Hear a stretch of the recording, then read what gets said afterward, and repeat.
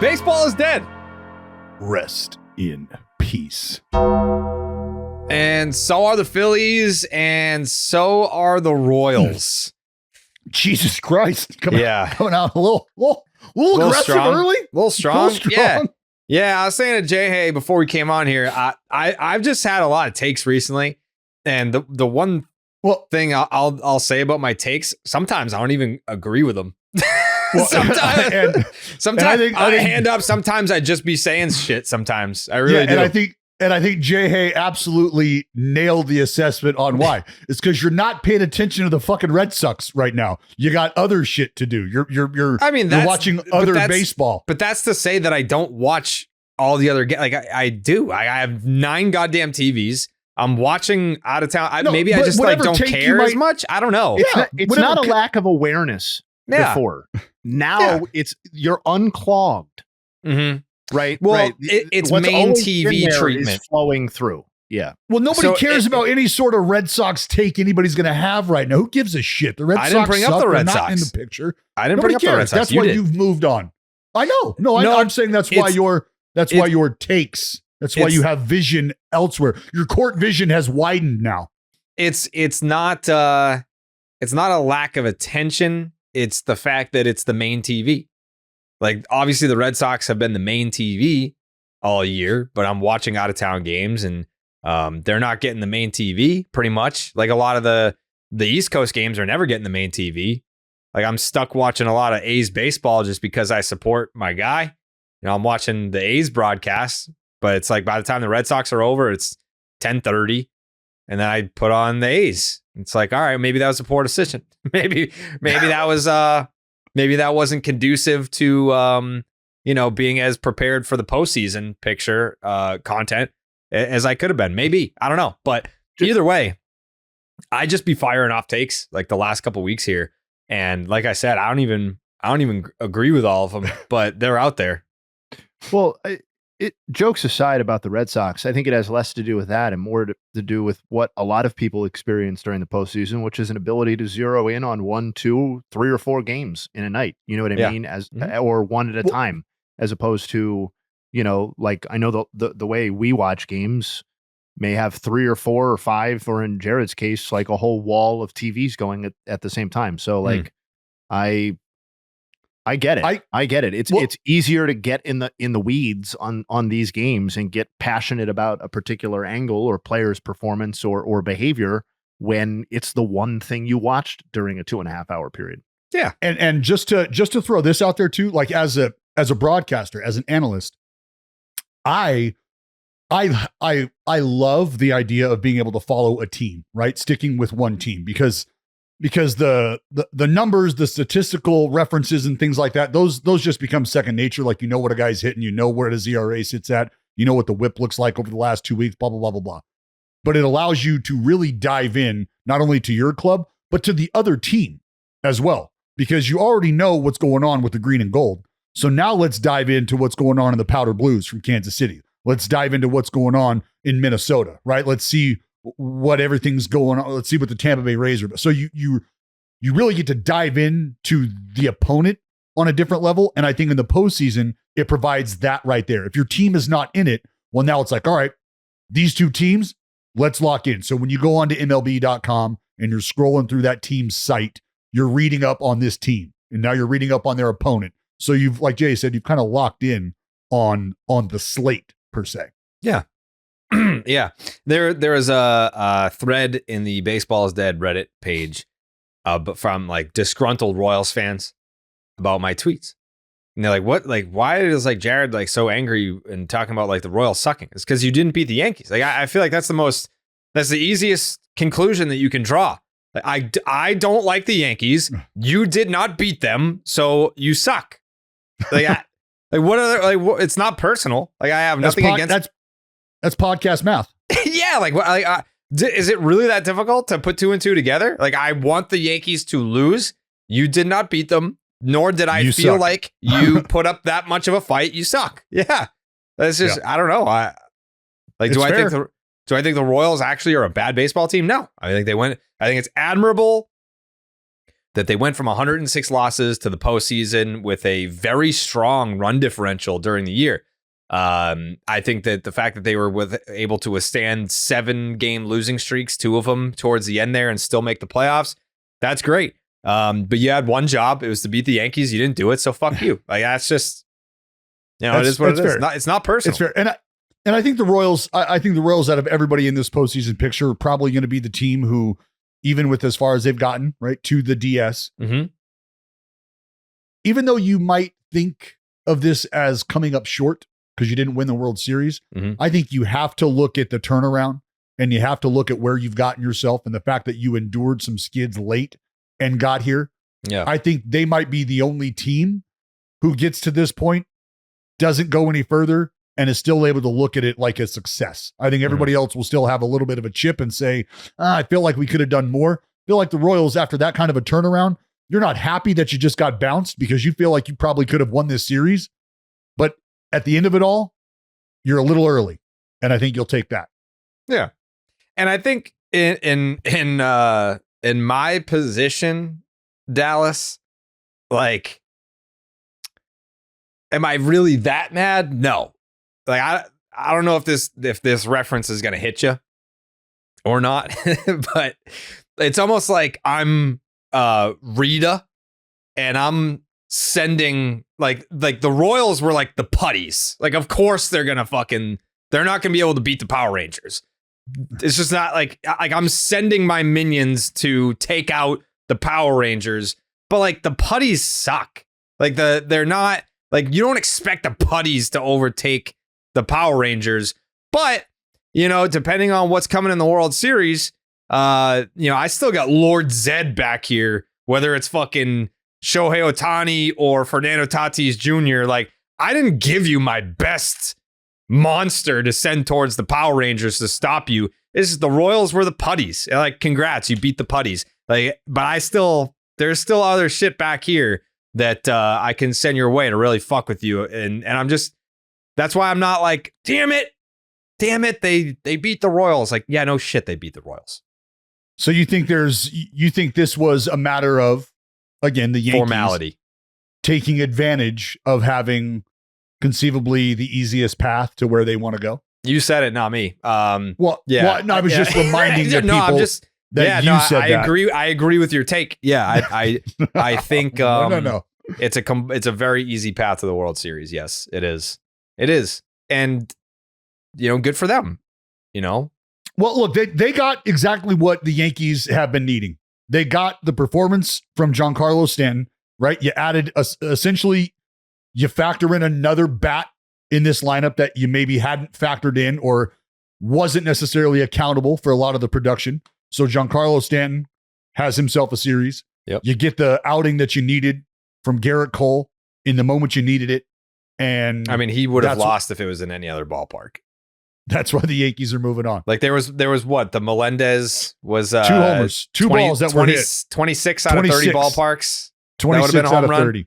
Mm-hmm. And then the one that Isbell hit at the very end. Yeah, so he should have lost. He should have lost. He should have given up 3 homers and lost. Yeah, not only the sizable, expansive yard of Kauffman Stadium, but also the wind factor. Because you saw the wind graphic blowing in at, I believe, a minimum of 3 miles an hour, or knocking the ball down a minimum of 3 feet. Can we talk about the fact that Garrett Cole was trashed after 2 beers? Like, can we discuss that? I mean, wow. Just talk about a lack of respect that I have for him after seeing that. It was embarrassing. It was embarrassing, especially for a man his size, Well, I mean, Jared, he hadn't eaten anything in a few hours, a lot of physical exertion. So he was essentially replenishing his body with poison. And that's how he reacted. Yeah. October is when baseball legends are made, Dallas. Begin your road to greatness on Underdog, where you can make picks of all your favorite players' stats. All you have to do is choose higher or lower on things like strikeouts, total bases, and home runs. You can win up to 1,000 times your money playing their pick'em game. Sign up for the Underdog app using the promo code Jared and you'll get a free pick as part of your first cash entry, plus up to $1,000 in bonus cash when you deposit. Again, that's promo code Jared, Jared. Cash in on every home run during the playoffs with Underdog. I already put my slip out there this morning. It was an early one for me. I woke up fucking fired up for tonight's game 5. This to me, tonight's game. Yeah. Tonight's Huge. game. This is the main event of the playoffs. Some people are saying whoever wins the game tonight wins the whole thing. Some people are saying that. Some people have that take. Not everyone has the balls to put it out there yet. Maybe they will later tonight after some blue moons. But some people are thinking in their minds, whoever wins game 5 tonight is going on to win the whole thing. Jake, how do you feel about that take? That's a great take. I wish someone would say it. Yeah, I wish someone could say it so we could break it down and dissect the take. But no one here has said it yet. But shit, it's too early to tell. We do know who the winner will be facing, and that's the New York Mets. I know we're jumping all over the place right now, but we're excited. It's an exciting time of the year. We have 2 teams that have already moved on to the LCS. We have 2 decisive game 5s.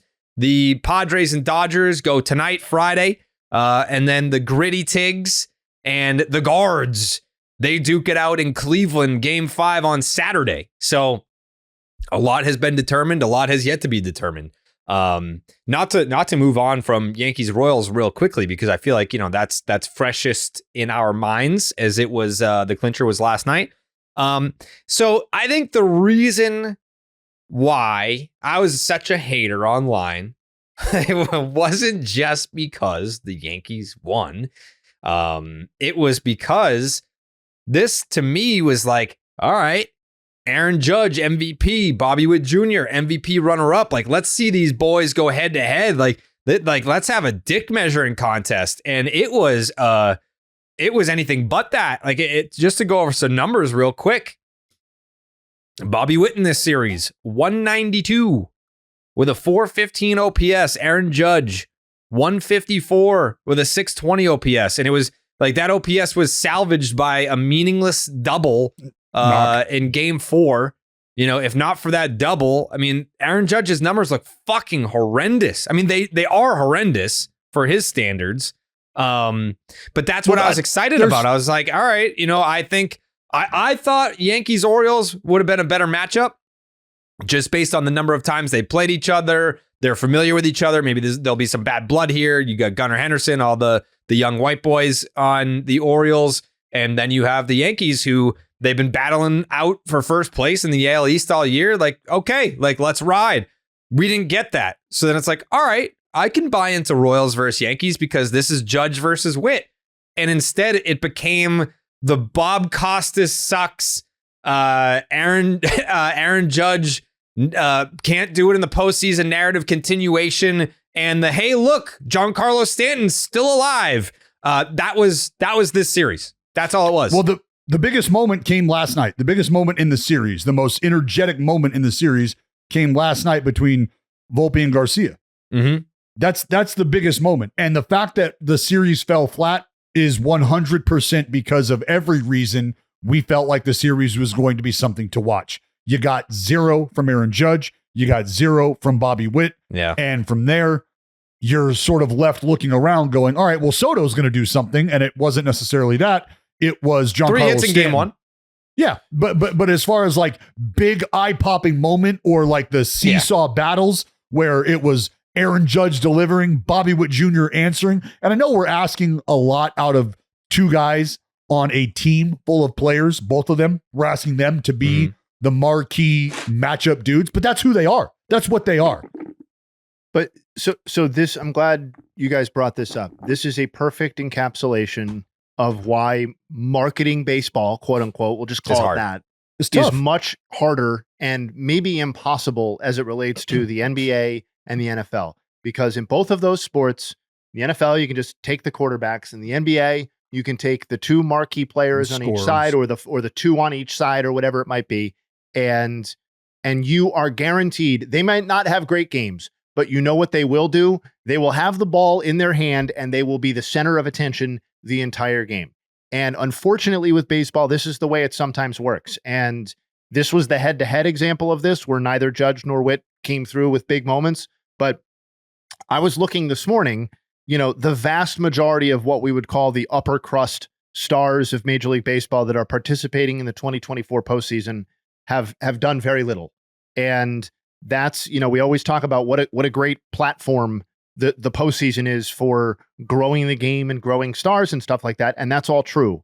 But unfortunately, sometimes the way that baseball works, we all know this, is that you don't get standout performances from the guys that you're hoping you get them from. And that was the case with Witt and Judge. And, outside of really Tatís and Lindor, it hasn't been the moments from the stars that you remember necessarily. The grand slam from Lindor kind of like saved him from being on the list of stars that haven't performed. Totally. He would be his overall numbers would be right there with Ohtani's and Judge's and stuff like that. Yep. And this is why in J-Ram in game 4, he finally got off the schneid with the home run, but he was on the list of stars that haven't performed. He's still, as far as I'm concerned, he's still on, generally speaking, he's still on that list. Postseason. Yeah. All of that though is why we talk about the postseason being a place where stars are born, because for all of these guys who are not performing, you can look at a guy like David Fry. Kerry Carpenter. Am I calling David Fry a star in the making? That's not what I'm telling you,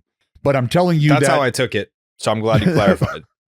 But I'm telling you that David Fry steps up and gets a pinch hit homer, and then another knock. Like moments like that, you think are expected or reserved for your star, your marquee player. Dallas, can I interject for one moment?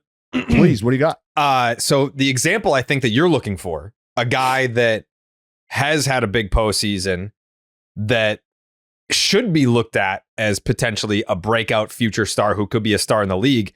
Mark Vientos. Oh, absolutely. Mark Vientos isn't. I mean, he was the guy that I mentioned at the beginning of this whole tournament was pay attention when he was to guys born, like I believe this. You mentioned. Yeah, you said that. Yeah, you told us in the fucking delivery room, brother. You said look out for baby Vientos. You said I remember that. So now you have an opportunity where guys, the supporting cast is getting opportunities to shine. They're getting the lead role. We're paying attention to what they're doing, and it's just by virtue of the other guys around them not shining. So you're looking for that production somewhere else, and where does it pop up? In places that are unexpected. And somebody's always going to deliver it, and sometimes the places you least expect it, end up, kind of creating the best overall narratives or whatever. And there's a real chance that we get to the end of this postseason, and we're looking at it as the crowning achievement, I'll say validation. We know he doesn't really need it, but the validation of Francisco Lindor's career, right? That's one possible narrative arc that's very much in play here. It also could be the postseason of Fernando Tatís Jr. and the quote unquote rehabilitation or leaning into the villain or however you see his certain situation. Like that could be the story. And those aren't bad outcomes. Like I know I started with saying that here are the stars that aren't performing, but like it's more just that the nature of the sport leaves this sort of stuff so unpredictable and tough to manage. Let me ask you guys this question. With Fernando Tatís Jr. performing the way he is, but the personality also being called into question by some other folks, I remember asking you guys this a while ago about Fernando Tatís Jr., and it was regarding the company that he was keeping away from the field. And this was prior to the PED suspension. And I asked, is it going to benefit Fernando Tatís Jr. to sort of take on that villainous type role? Is he geared for that? Is that something that he wants to take on? And is that a role that he wants to play throughout his career? Or is he somebody that is probably better reserved to be a lovable star, to be somebody that even fans of other teams can get on board with come October? Which role do you think Fernando Tatís Jr. is better served and better geared to play? Because we're watching, in my opinion, we're watching a blend of sorts. He's watching what Manny has been able to do and how Manny has been able to do it. And I think he is seeing the difference between being accepted and loved by the general public and understanding care what the general public thinks about me. I want the guys that I'm bleeding with to give a shit about me. And I want the respect of the guys I compete against. That's what I care about. So is Fernando Tatís Jr., is this postseason the postseason where, should he continue on to the biggest stage, is this where he creates who he is moving forward? Are we going to get villain Tatís, or are we going to get lovable hero Tatís at the end of all this? So let me break down the psychology here for you, Dallas, because I'm glad you asked this question. I don't remember if it was on Section 10 or if it was here, but I was talking about Alex Bregman, and I said, go back and watch his interviews before the Astros cheating scandal broke. He was cocky. He had that fuck you in him. He had that swagger to him. And ever since the scandal broke, he is polite. He is PR conscious. He has a calm demeanor to him. That changed him. That changed who his personality is, at least publicly. Publicly. The difference between Tatís and Bregman, Tatís is locked in for life as a Padre. I think when Carlos Correa was a free agent, there were some teams and like their fan bases are like, fuck him. Like, we don't even want him. Like, you have to like be marketable. Like, if you're going to hit free agency after your age 30 season or whatever it is, like, you still have to, look at it from a business standpoint. I'm going to be a free agent someday, and I'm going to need teams to want me. I'm going to need fans to want to support me. And Fernando Tatís Jr. is sitting there thinking, I got a fucking lifetime deal with the Padres. I can be the biggest asshole I want to be if I want to. Like, my fans love me. Padres fans love me. Sure, there's been moments where maybe they've been disappointed in me because I've made an irresponsible decision that has negatively impacted my team. But it seems like, from my perspective, all is forgiven in regards to Padres fans and Tatís. So where Bregman is no longer like the cocky, arrogant guy, because now that after the scandal has been revealed, but Tatís comes back after a PED suspension, and he can do like the tears to Dodger fans, and he can, egg them on. And when they chant PEDs or steroids at him and he dances, like he does not give a fuck about any type of taunting in regards to his PED suspension. He's just good. He's locked in to a lifetime deal pretty much. Like, he doesn't need to be likable by anybody but Padres fans. So he can be himself. No, I mean, to your point, Bregman's worried about a legacy, and Bregman's worried about future earnings, and he's worried about the opportunity or the ability to do so comfortably. Sure. And he doesn't want any sort of past hindrance to pop up and be a detractor in the pursuit of this next contract, potentially his last contract. No, so these are not things that Tatís has to worry about. No. And so for Tatís, it's, and look, let's remember, just because he's locked in for 10 plus with San Diego doesn't mean he spends all 10 with San Diego. No, right? He's probably going to be on the Red Sox next year is what, that's the rumor that I heard was that, people have been talking about that. You should not listen to those rumors. But that's exactly why I think Tatís is at a point where, and it's going to be interesting. What does he take on more? Does he decide to take on and lean into any sort of villainous narrative created around him? Or does he push back on that narrative and say, no, I'm not that dude. I'm having fun, man. I'm having fun. That's what it is. Peacocking, if you will. I don't care what you call it. I'm having fun playing the game. I don't think it's a villainous role. I think he is not letting any chirps bother him. I think it is the goal of not just Dodger fans, but opposing teams' fans to get under your skin when you come to their ballpark. And it's an easy button to try to push. Like, you took steroids, whatever, push the PED button all you want. But he's sitting there telling you, like, I don't give a fuck, dude. Like, yeah, all right.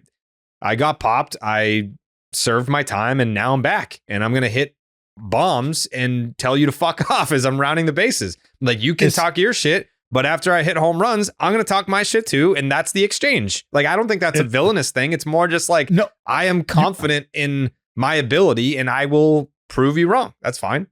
You want to know, it's interesting that you brought up Bregman and Tatís Jr. Just thinking about this, going over this in my head right now. Tatís Jr. can almost be unapologetic about his discrepancies, unapologetic about his issues, because I think somewhere along the line, the layman fan, just the fan in general, not layman fan, let me retract that, just fans in general can look at the decision that Tatís Jr. made and say, and I think they have said to an extent, look, dude, if I was given the opportunity and this was about me being able to potentially secure, like if I had the same kind of talent he did and I could lock in $300 million for my family and whatever it is, I might be making that decision too. I might be doing that too. And I think fans at some point in time can see themselves in his shoes making a similar decision. I think fans had a tough time putting themselves in Alex Bregman's shoes and saying, yeah, I would do that to achieve the ultimate goal. Well, I would have no problem selling my soul and cheating in that fashion to try to win the World Series, Dallas, as opposed to just putting my body in a position to rebound more and give myself the advantage physically. I think Alex Bregman, you have to consider the time period. Alex Bregman was in a far more relatable scenario than you may have thought without really diving into it. But Alex Bregman was a fucking rookie. Like he had just come up into the league. Carlos Beltran comes over and he says, hey, this is what we were doing over there. We're going to do this shit here. Like, as a 22-year-old kid, you're not going to be the guy that says, the fuck we are, Carlos Beltran, future Hall of Famer. Shut up. We're not doing that, Carlos. Like, you're not, like, that's the relatable situation. It's not, you can't say, like, yeah, okay, like, it's not relatable to want to, like, use electronics to steal signs and all this shit and cheat that way. Be like, yeah, no, that's not something I'm interested in doing. But the idea that you are a young 22-year-old kid who is a rookie in a big league clubhouse and a very well-respected veteran who more than likely, at least at that point, had a case to be a first ballot Hall of Famer, walks in and says, this is how it's going to go. And you can ride the morality high horse, Jared, all you want, though. It's like there are people who say, well, I still wouldn't do it. It's like, but you're not in that situation. Look, until you're in that situation, you don't know how you'll react. I'm the one who gave the example of Randy Johnson coming over to the A's when he was looking for a team to finish up with between the A's and the Giants. He's from Livermore. Where's he going? I talked about all this, about being excited that Randy Johnson could come to the A's and want number 51. I'm getting a Rolex because he's a watch guy. So am I. But the whole point is, I told you, if Randy Johnson walked into the clubhouse and told me, hey, kid, I want to talk to you about being able to throw 95, 96 right now, and I got some things that you can do that would get you there. If he said that to me at that stage in my career, I don't know what I don't know what my reaction would be. I want to be able to tell you that I would be able to look at him and go, look, man, if it has anything to do with crossing the lines here or breaking rules, I don't want any part of that. And if I said that to him and he looked at me and said, I understand that's where you're at right now, but I promise you, my friend, you'll realize that you don't have these opportunities every day and every year in this game. And we're at an impasse. We're at a point right now where we need you and we could really use a 95 out of you instead of your 89. I'd be hard pressed to look at that Hall of Famer in the face and tell him to go fuck himself. Mm-hmm. I don't know what I would be able to say. The dog in me wants to tell you right now that I'd be able to look at him and go, bro, it ain't happening. Like I need to be able to sleep at night and I need to be able to wake up in the morning. So I can't do that. I don't know what my reaction would be. So I can understand and respect all that. My point was, I think fans have always looked at those situations and said, I'd be more than willing to give myself an opportunity to go get a bag. But looking at it from a perspective where, man, I'm cheating on a different level. I'm doing things on a different level. And this isn't just about me anymore. There's a lot of other people that are being impacted here. I think that's where fans drew the line. I'm not telling you it's right or wrong. I'm just telling you, in my experience in conversations, that's where fans have been like, look, stick a needle in my ass so I can hit 100 or fucking hit bombs. Sure. But when it comes to like cheating my opponent and even cheating some of the teammates who might not want to be doing this way, that's a very different thing. And that's where I think fans made their decisions.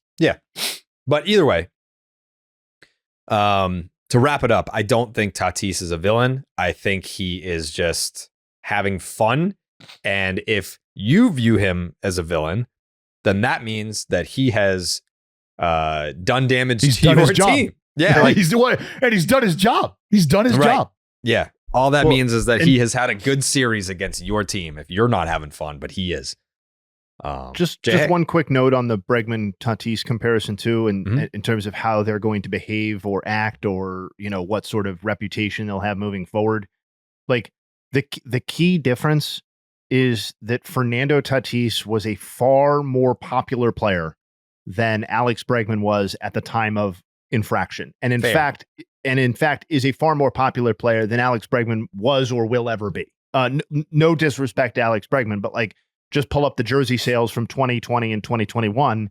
Tatís is 4th and 2nd in those given seasons in Major League Baseball in terms of jersey sales. So like, he was a core part of the MLB league-wide marketing push in terms of players that had been identified as that is one of our tentpole players. And whether he'll ever be in that conversation again is probably a separate question. But I just feel like his rehab opportunities as it relates to the rest of his career, A, he's so young still, and B, I think people want to like Fernando Tatís at the end of the day. And want to like the way that he plays baseball. I think you should also want to like Alex Bregman. I think he's a great guy. Yeah, less about Bregman and what sort of dude he is, and more just about what Tatís is bringing forward. But we were talking face of baseball with Fernando Tatís. Yeah, that was exactly. the conversation. Yeah, exactly.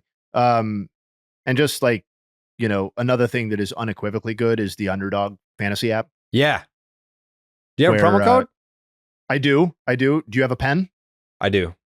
It's JARED. AD? ED. Like erectile dysfunction. A comes dysfunction. first and the E comes second. So it's JARED. Jared. One R? Yep. One R. I didn't make that choice. That was an Ellen and I'm sorry, whatever your dad's name is. Pat. Yeah. Yep. Ellen and Mr. Carrabba's choice. Yes. But yeah. Obviously it was a pleasure the time I met Pat. Don't mean to be disrespectful, but Ellen's name is tossed around a lot more, familiarly in the podcast. Dallas, shut the fuck universe. up. Don't make a comment about tossing around my mom. I meant that with total respect too. Yes. Obviously. Those brownies were delightful. Yeah. Really, really nice. Thanks again for those. Yeah. Jake, did you enjoy the brownies as well? I'm still eating them. I think I'm going to have them for like 3 more months. Yeah. The apology brownies that Jake got. Home. Yeah. Oh, he yeah. got apology brownies. Yeah. He got a fucking a pallet of apology brownies. It was incredible. I went to bed with an entire ring of Ellen's fudge around my lips. You know what? Amazing. You know what? What? This is a baseball podcast. I know. I thought we were talking brownies. People listen to this with their families. Oh gosh. What? Your mom came over and provided the goodness. Nah, she did. She was she was there with everyone that was there. She shared with everyone. Yeah. Very gracious. Nuts woman. and no nuts. Yep. Yeah. It did not discriminate. Everybody got love, whether you had nuts or not. Yeah. Yeah, those were good. Those were really good brownies. My mom's a great woman. Absolutely. Never said anything otherwise. All I said was that great woman. And Pat's a good man. He's a great man. Yeah. Yeah. Happy birthday to my dad again.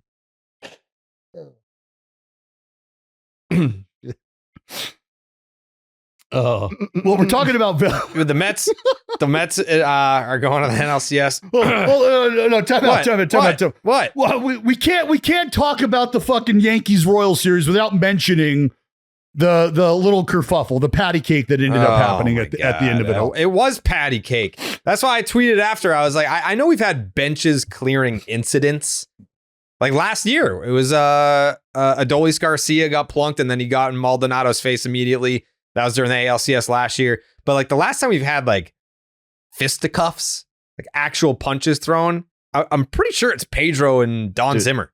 The amount of touching that Anthony Volpe did made me mad. It made me uncomfortable. Like I was like, stop, all right, please. Yeah, all right. So Dallas broke it down great. Like you have Garcia going in a little hard. The tag maybe a little aggressive. Volpe's coming across with the phenomenal forearm, but it's only because the slide and the hand placement was a little iffy. All that is eye for an eye to that point. But once they stand up, there's a little bit of a shove from Volpe and Garcia's walking away. And I don't need like 6 pats on the back as I'm walking away. Well, like, don't touch me. Like you're allowed to touch me to tag me out. That ends the transaction. Like, don't touch me after that. We're not friends. I don't like you. Maga Volpe, like just doing that is crazy. Maga Volpe. So, trust me, man. I had a number of middle infielders specifically reach out. We're like, nailed it. Yep, this is it. This is it. And this is the transaction. This is how it goes down. Garcia hard into second base. The problem is for Garcia is Volpe had the ball about 2 weeks early, right? Volpe's had the ball for about 2 weeks and Garcia is finally getting to second base. So it's a late slide. Well, something I want you to remember is as a defender and as an infielder, you cannot block the bag if you do not have the baseball. The minute that you possess the baseball, you can lay down in front of the bag if you wanted to. You could sit down in front of the bag. You could lay on the bag. You could then pursue the runner and short of tackling him, you could go and tag him.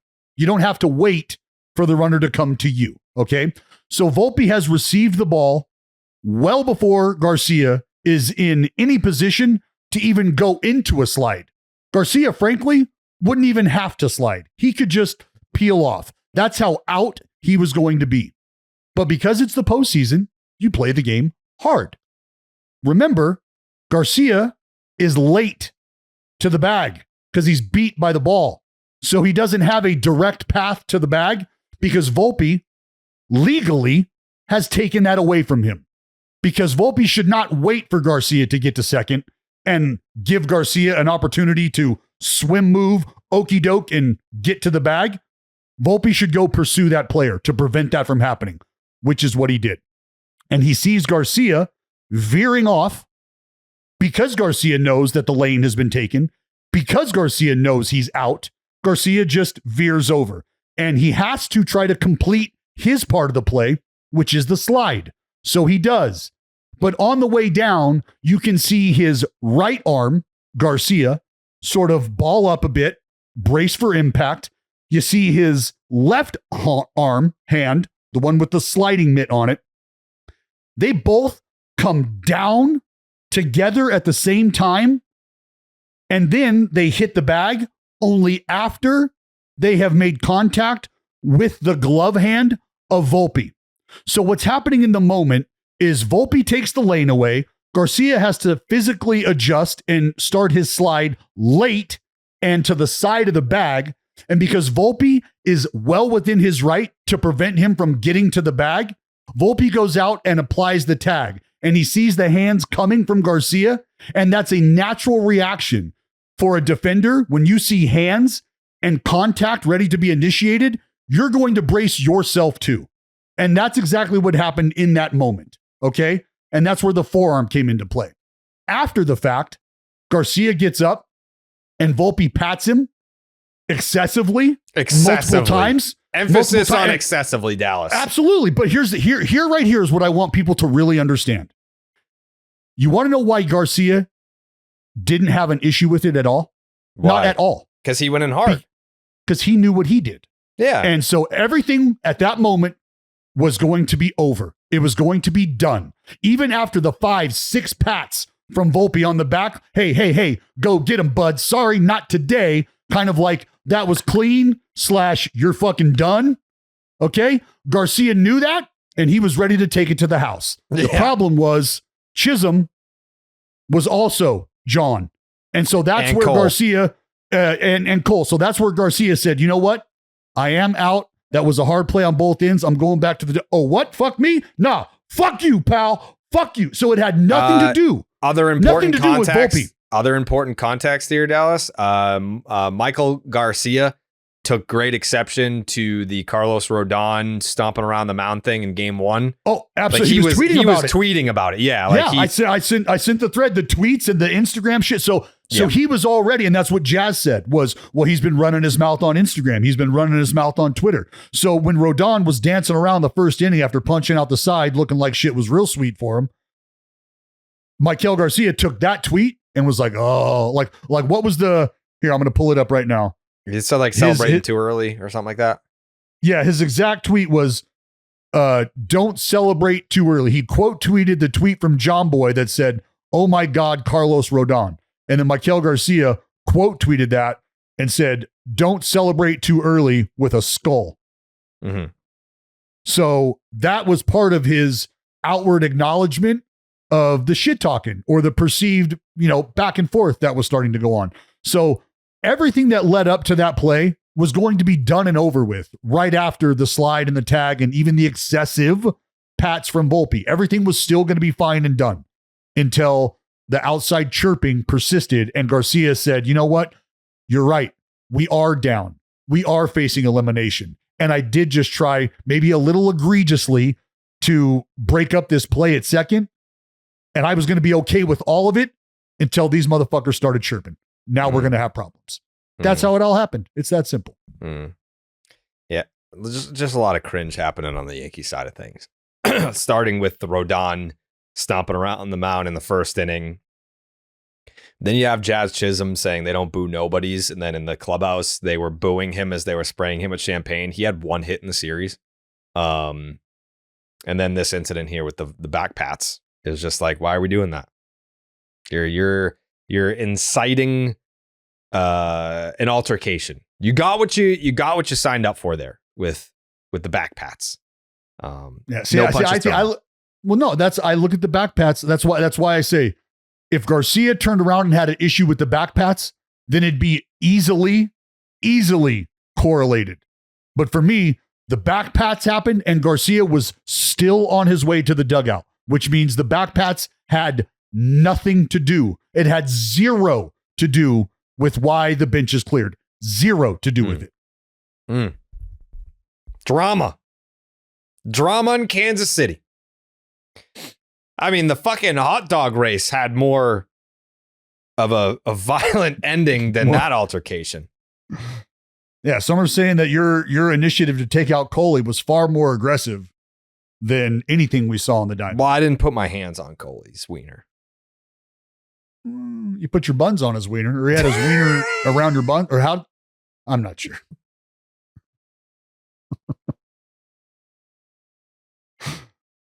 I'm not sure.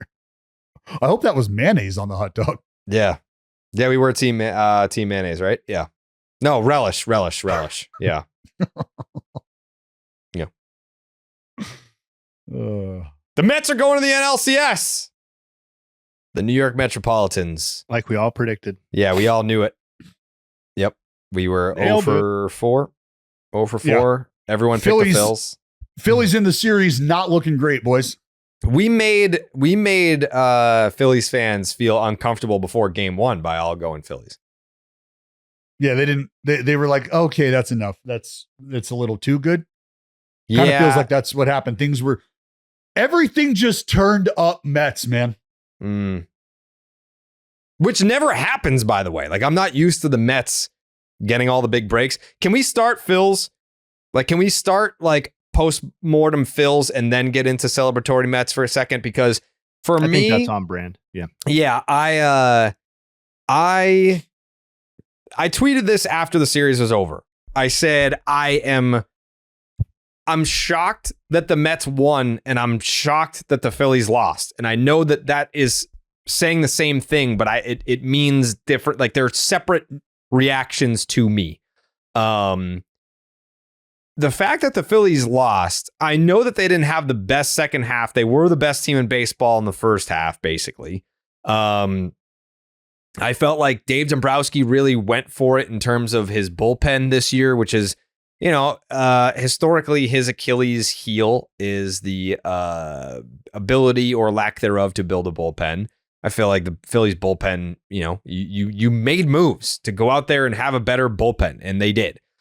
The offense, Jared. The offense, yes, but I like, my first reaction was this window of Phillies playoff appearances started off so hot, and it feels like every year they get further and further away from the goal.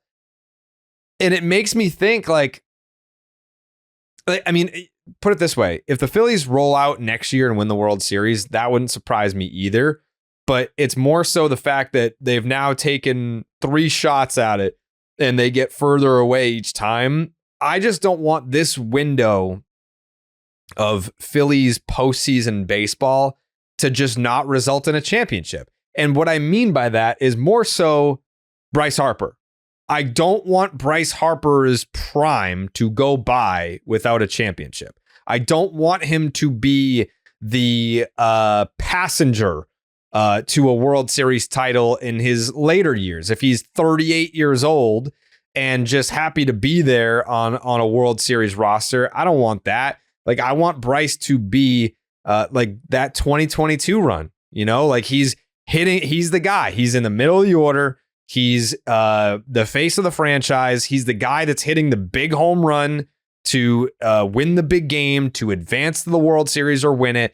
Like, that 22 postseason run, like that was it. Like, I'm not saying that's his only shot, but like, it just felt like that was the year that should have ended in the championship. And now we seem to be getting further away.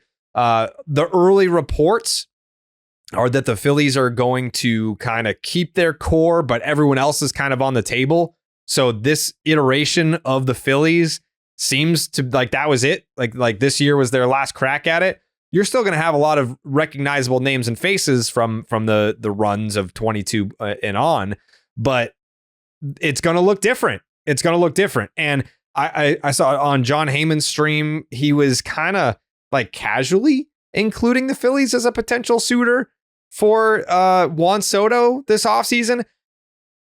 Dave Dombrowski, like, don't sleep on Dombrowski, man. Like, I'm not even like trying to like get people hyped up in Philly about a potential Juan Soto thing. Like, I know it's the Mets and the Yankees and then everyone else, but I've seen Dave Dombrowski work in a way where it's like, if we want a guy, like, don't count us out, like, don't put us in that afterthought tier. Like, I'm not saying that they'll become the favorites, but also the way that it ended this year with the expectations where they were for the Phillies, where the season and how the season ended for the Phillies. I just don't count out the Phillies being in that tier or nearby with the Mets and the Yankees for Soto. I mean, if that's the case, then you immediately have to start questioning the viability of the farm system for the Phillies. I mean, if we're talking Dave Dombrowski, we're talking prospects. If we're talking Dave Dombrowski, we're talking willingness to mortgage your future for right now. Well, it's just money for Soto. Well, yeah, as far as the free agent like acquisition goes. Yeah. Yes. I that's where I don't know that the Phillies. I don't think they need an overhaul.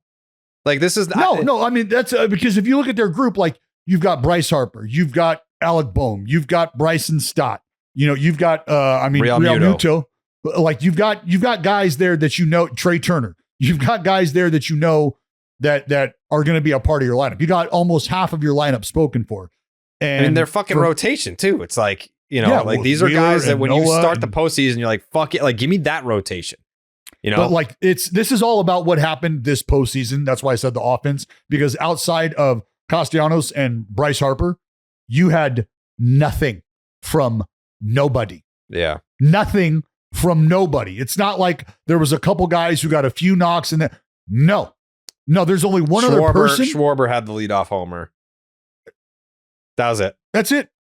I mean, they have 4 guys that got more than 1 hit in the postseason, or more than 2 hits, whatever it is. I don't know. The window's obviously not closed. I just some of those names that you ticked off there as to guys whose place in the lineup is accounted for or whatever. I get the sense you have more faith in those players than I do, because like a lot of those guys, as in terms of like complementary building blocks as it relate around Bryce Harper and Trey Turner, a lot of those guys felt more viable in that regard to me in the first 3 months of the season than they feel right now. Bryson Stott being one of those players who was much better earlier in the season than he was down the stretch. Alec Bohm, like, okay, yes, 2024 was an all-star season. Okay. Like he was brutal in the postseason and was, generally speaking, worse as the season went on. And I know was the focus of a decent amount of the Phillies fans' ire as it relates to the struggles in this particular postseason, given if the guy's not hitting, it's like kind of what is he sort of thing. I don't know, like Brandon Marsh was marginally worse this season than he was the season before. JT Realmuto, it has obviously been a fantastic free agent signing for the Philadelphia Phillies. Well, I guess originally trade, then signing. But he's almost certainly not going to be better in any given season than he was the season prior at his age and the position that he plays. I just like, I feel great about the rotation moving forward, generally speaking, because Zach Wheeler is very likely to be very, very great again next season. But I'm losing a degree of confidence in the supporting cast around these players. And it's worth noting that like Trey Turner is really, really good. Trey Turner is not the MVP candidate that he was at the tail end of his Nationals tenure. So that's, and that's not to say that he's going to be a bad contract. Like, but like, I don't know. It does feel like the moment may have come and gone for this team a little bit. And, to your point, like we're praising the Padres for their bullpen acquisitions at the deadline, and those are turning out to look really, really good. Like Tanner Scott and Jason Adam have been key components of why they are in the position that they are. Like that the Phillies spent real prospect equity to upgrade their bullpen, particularly Estevez, and for that overall contribution to have been one of the worst postseason bullpen contributions in 25 years by any team is supremely disappointing. Who for Estevez? No, just they paid a lot to get Estevez. The bullpen as a whole was not good. And frankly, I mean, I know not all the runs were credited to Estevez. He gave up the grand slam, right? Like he did. That matters. And I looked at because other than the bullpen being atrocious, like the offense was the thing that stood out to me in the series. And I looked at what the Phillies have done with men on base in each of the last 3 postseasons. And this is kind of a self-fulfilling prophecy given that they've been eliminated earlier each round or each season, but they've gotten worse in their performance with men on base and with runners in scoring position each year. So it just feels like an offense that is maybe a little bit better tailored to a 162 game grind right now than it is the nuances of a postseason and the ability to really dig in on some hitters that I think are more flawed than they looked in the first 3 or 4 months of the season. Yeah. Well, if you're a Phils fan, I would say there's nothing I'm going to be able to say to make you feel any better about the way that your season ended. But it was 95 wins. It was 95 wins, and the idea that they will probably be better next year. A Dave Dombrowski response offseason usually yields great talent. I mean, that's just, it is what it is. But I feel like he's been there long enough now in Philadelphia where even Phillies fans are like, yeah, we know, dude. Like Like, we'll be better next year. Like, we were already a 95 win team. We will be better next year. You don't think so, Jayhay? Mm-mm. You don't think they'll be better next year? Mm-mm. I don't. I think it's very possible they're in the same general band of wins that they've been in this run. But I would, if you're asking me right this second to take the over or the under on, or higher or lower on 95 wins, I would take the under or the lower, because the Braves will be very good again next year. Whether they're better than the Phillies, I don't know yet, but they will be very good. I think the Mets, I think we now need to recalibrate what sort of like medium short-term threat the Mets are in the NL East in any given season moving forward. I think they're the team that you would point to and be like, hey, we'll probably be better next year from a wins and losses standpoint than they were this season, given that this was supposed to be a transition year. And I would find the Nationals almost certainly have to be better. So I don't know. To say that they'll be definitely better because Dombrowski just keeps building. Yeah, maybe if they go out and get Juan Soto, but I still have concerns about their offensive depth and obviously the bullpen to not lock it in. This was the high watermark of the Dombrowski Phillies era in terms of regular season wins. Like, we have this vision of the Phillies that because they went to the World Series in the first year of this 3-year run, that they've been some sort of 95 to 100 win juggernaut every season. It's not so. Like, this was the most wins. And I think it's more likely that they're at or beneath this level next year than they are above it. Even if they get back to this, like, I'm not disappointed if I'm a Phillies fan. No. 95 wins. I think you would have to, in this ecosystem, I think you would absolutely have to take 95 wins. Yeah. You're never scoffing at 95 wins. No. That's in the playoffs, and it's very possibly winning the division. So, yeah.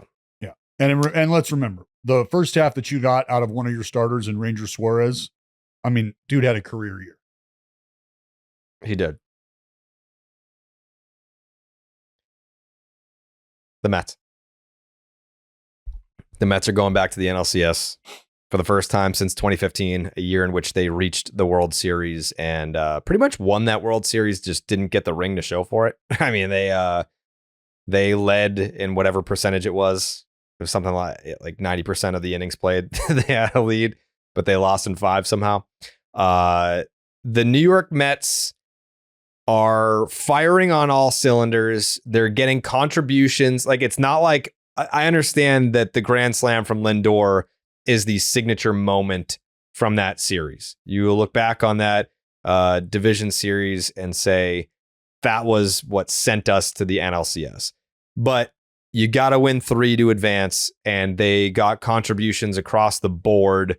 Like, we could probably list off north of 5-6 guys that you don't go to the NLCS without their contributions in that series.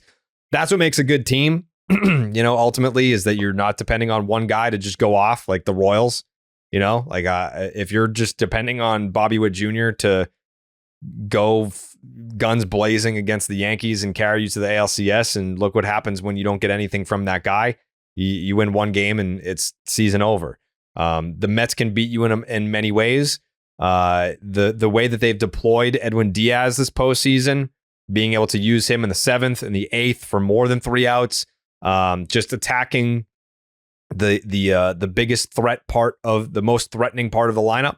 And then having veterans like a guy like JD Martinez there, who's, I don't want to say he's an afterthought, but like, this is a World Series champion. Like, this is a guy that leads the league in doubles and can sock homers and has been there and done that and won championships. He's been a steady Eddie for them. And then the leadership of Francisco Lindor. I know that it sounds corny, but watch him. Like, Michelle Margot covers the Mets for SNY, and I can't remember what the exact message was, but I'm paraphrasing.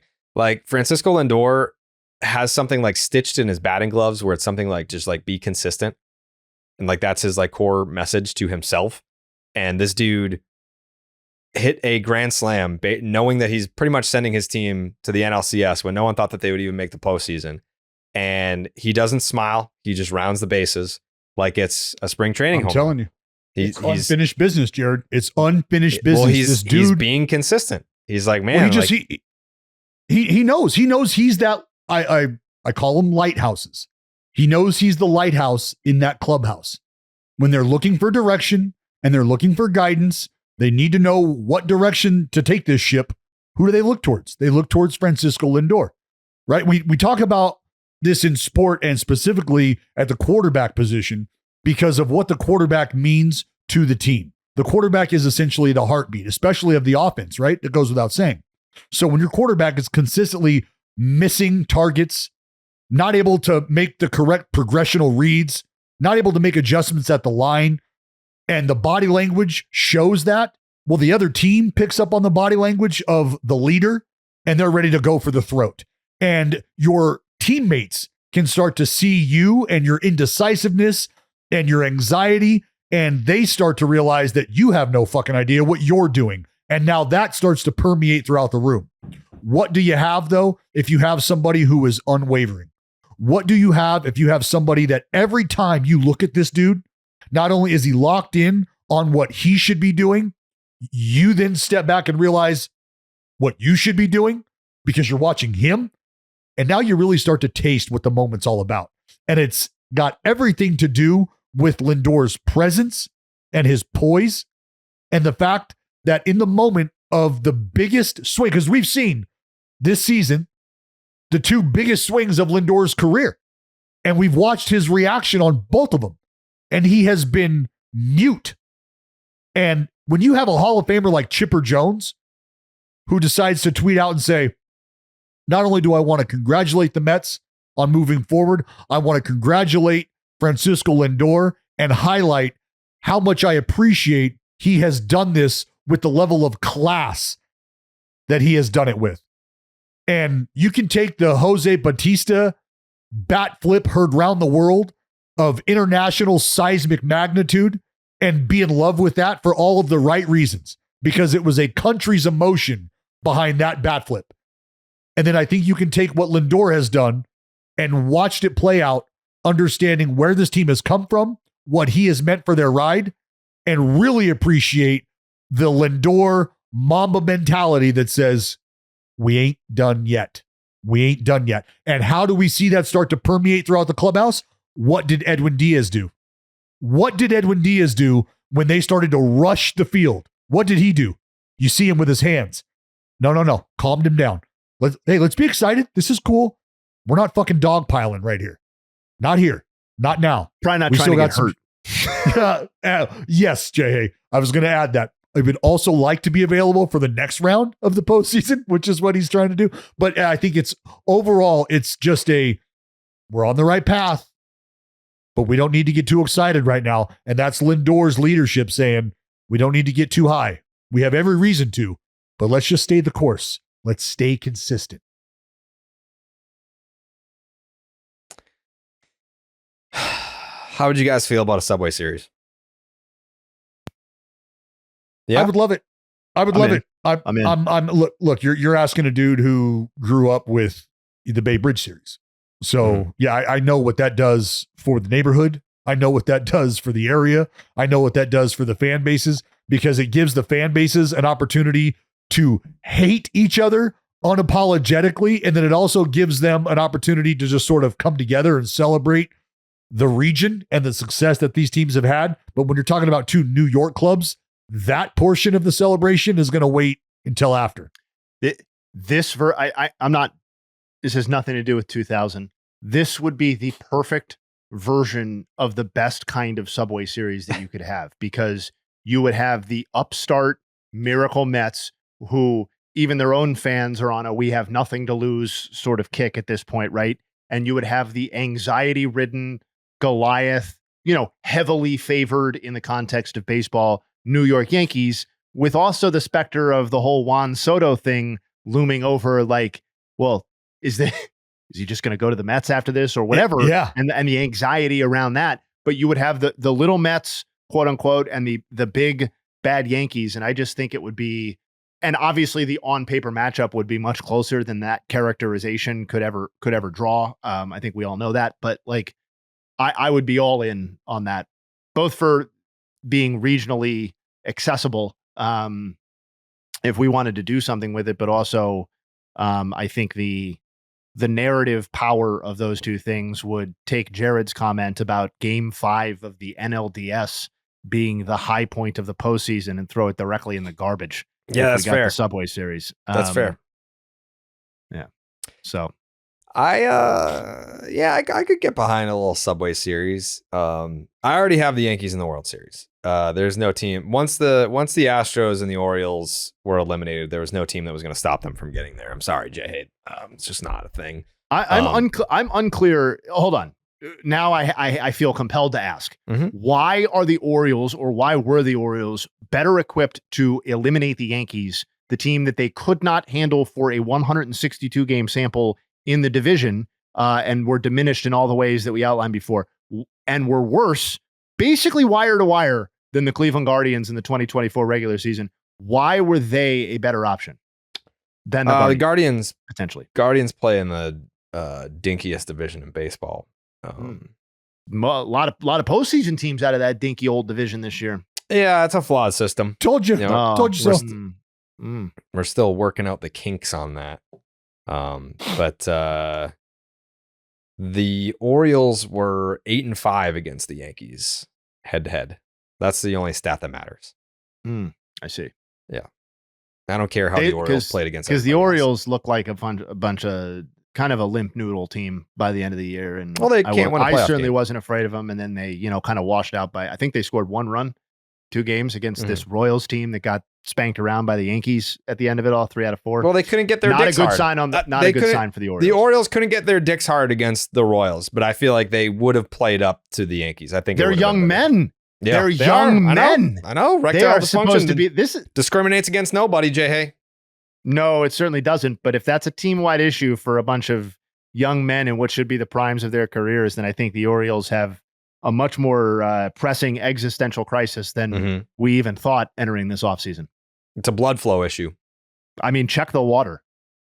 Yeah, it could be. I mean, the harbor is disgusting. Too much Old Bay. Yeah, it could be. It could be. Overseasoned. But the crabs have gone bad. Yeah, it could be. I'm willing to walk back my take if it ends up being a Subway Series that the pinnacle of the postseason wasn't Game 5 of Dodgers Padres. Great. I am excited. It's a fluid take. It's a fluid take, Jayhay. It's fluid. Yeah, I understand. Yeah. I understand. I'm just trying to keep you honest here. Yeah, no, that's certainly fair. I mean, most of my takes are fluid in the sense that I will amend them as they become incorrect. Yeah, of course. Yeah, all good takes are. Yeah, exactly. So I'm prepared for Subway Series, which would be nice, but let's not discount the fact that the Padres and Dodgers could have something to say about that. That game will be yes. Jayhay. If you're putting the Yankees in the World Series, just as a thought, they're already there. Yeah, they're in. They're there. They're waiting. American League champions, the motherfucking New York Yankees. Wow, that's huge, man. Back in the World Series. Congratulations to the American League champion New York Yankees. I don't even remember. Don't fucking matter who they're playing.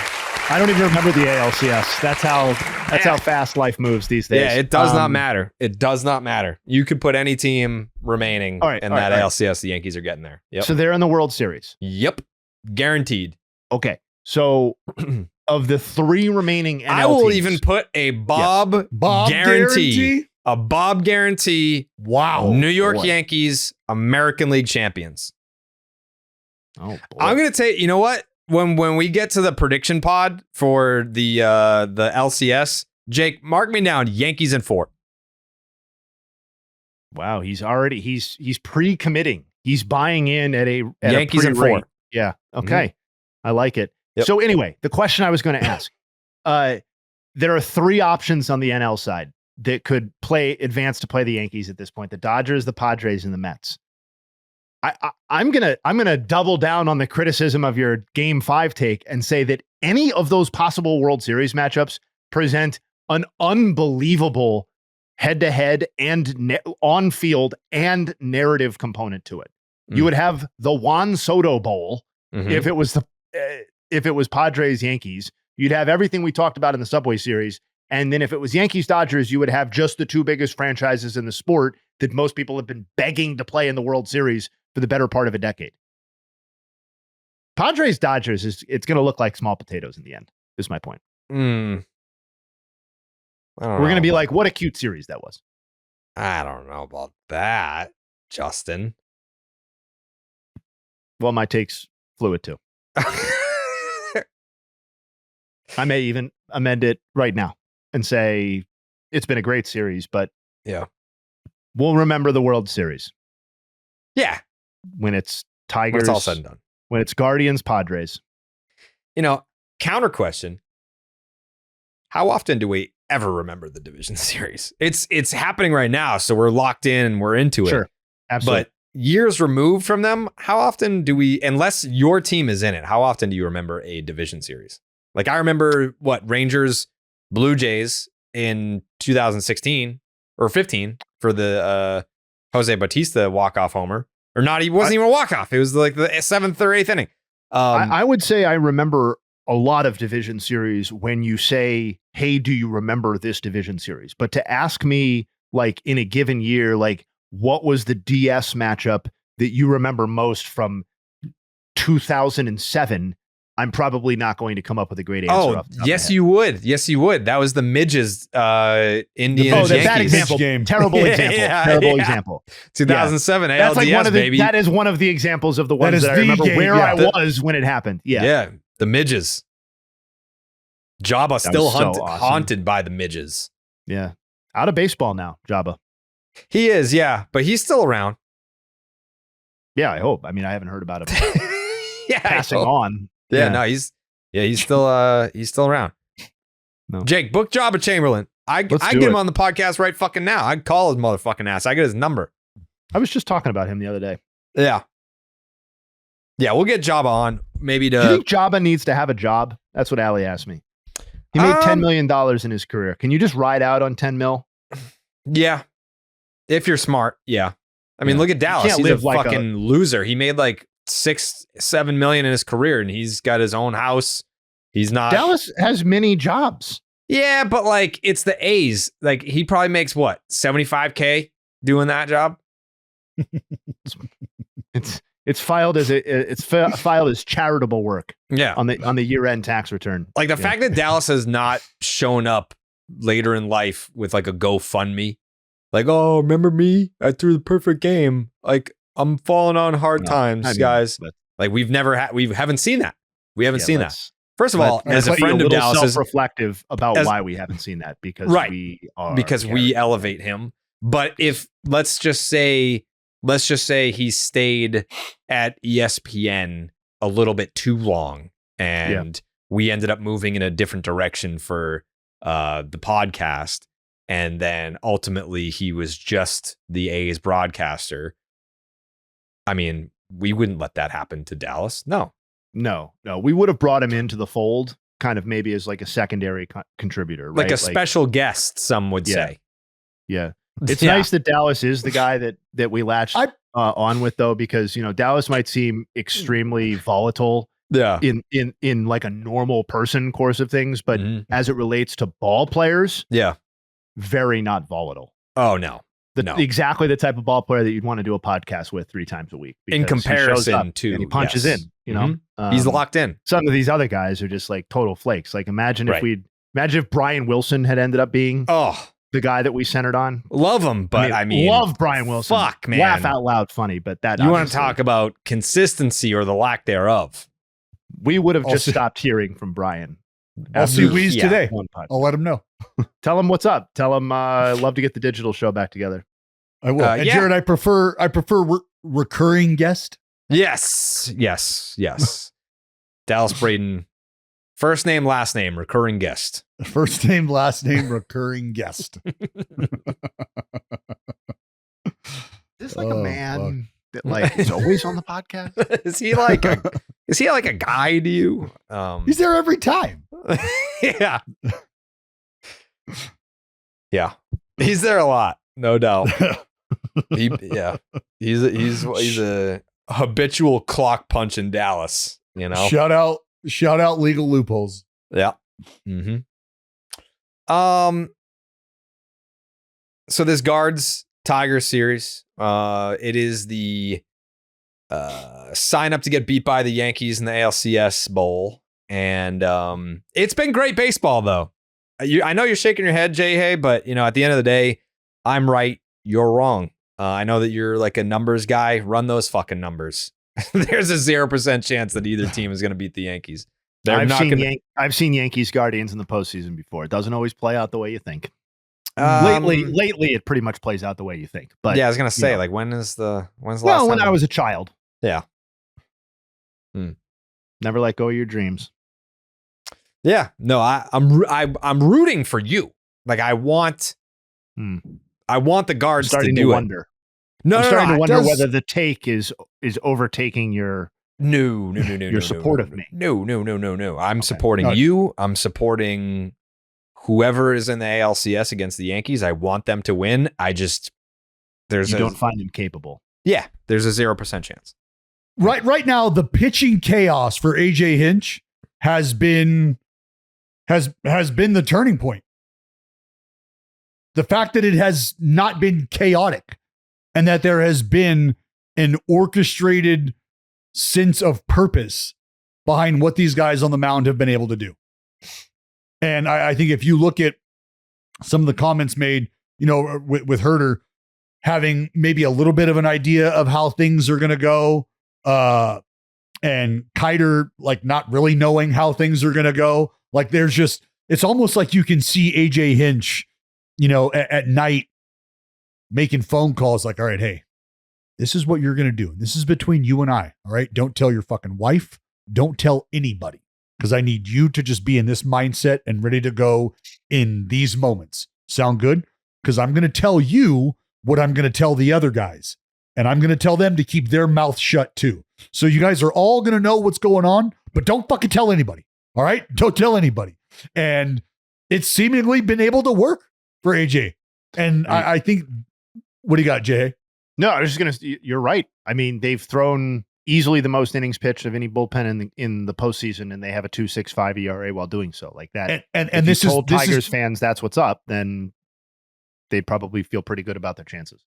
Well, and I think Tigers fans have all resigned themselves to now. They realize that if they're going to continue to win baseball games, this is how they're going to win games. It's not a matter of waiting around for some, 2 or 3-headed monster in the rotation to reveal itself.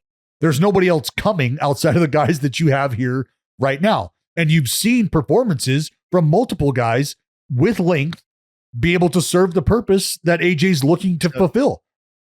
This is one of those series where I go back and forth on whether I'm seeing good pitching or whether I'm seeing feeble bad offenses, offense. because 3 of the games have featured a team scoring 0 runs. And I get that the school bowl game is fine. That's accounted for.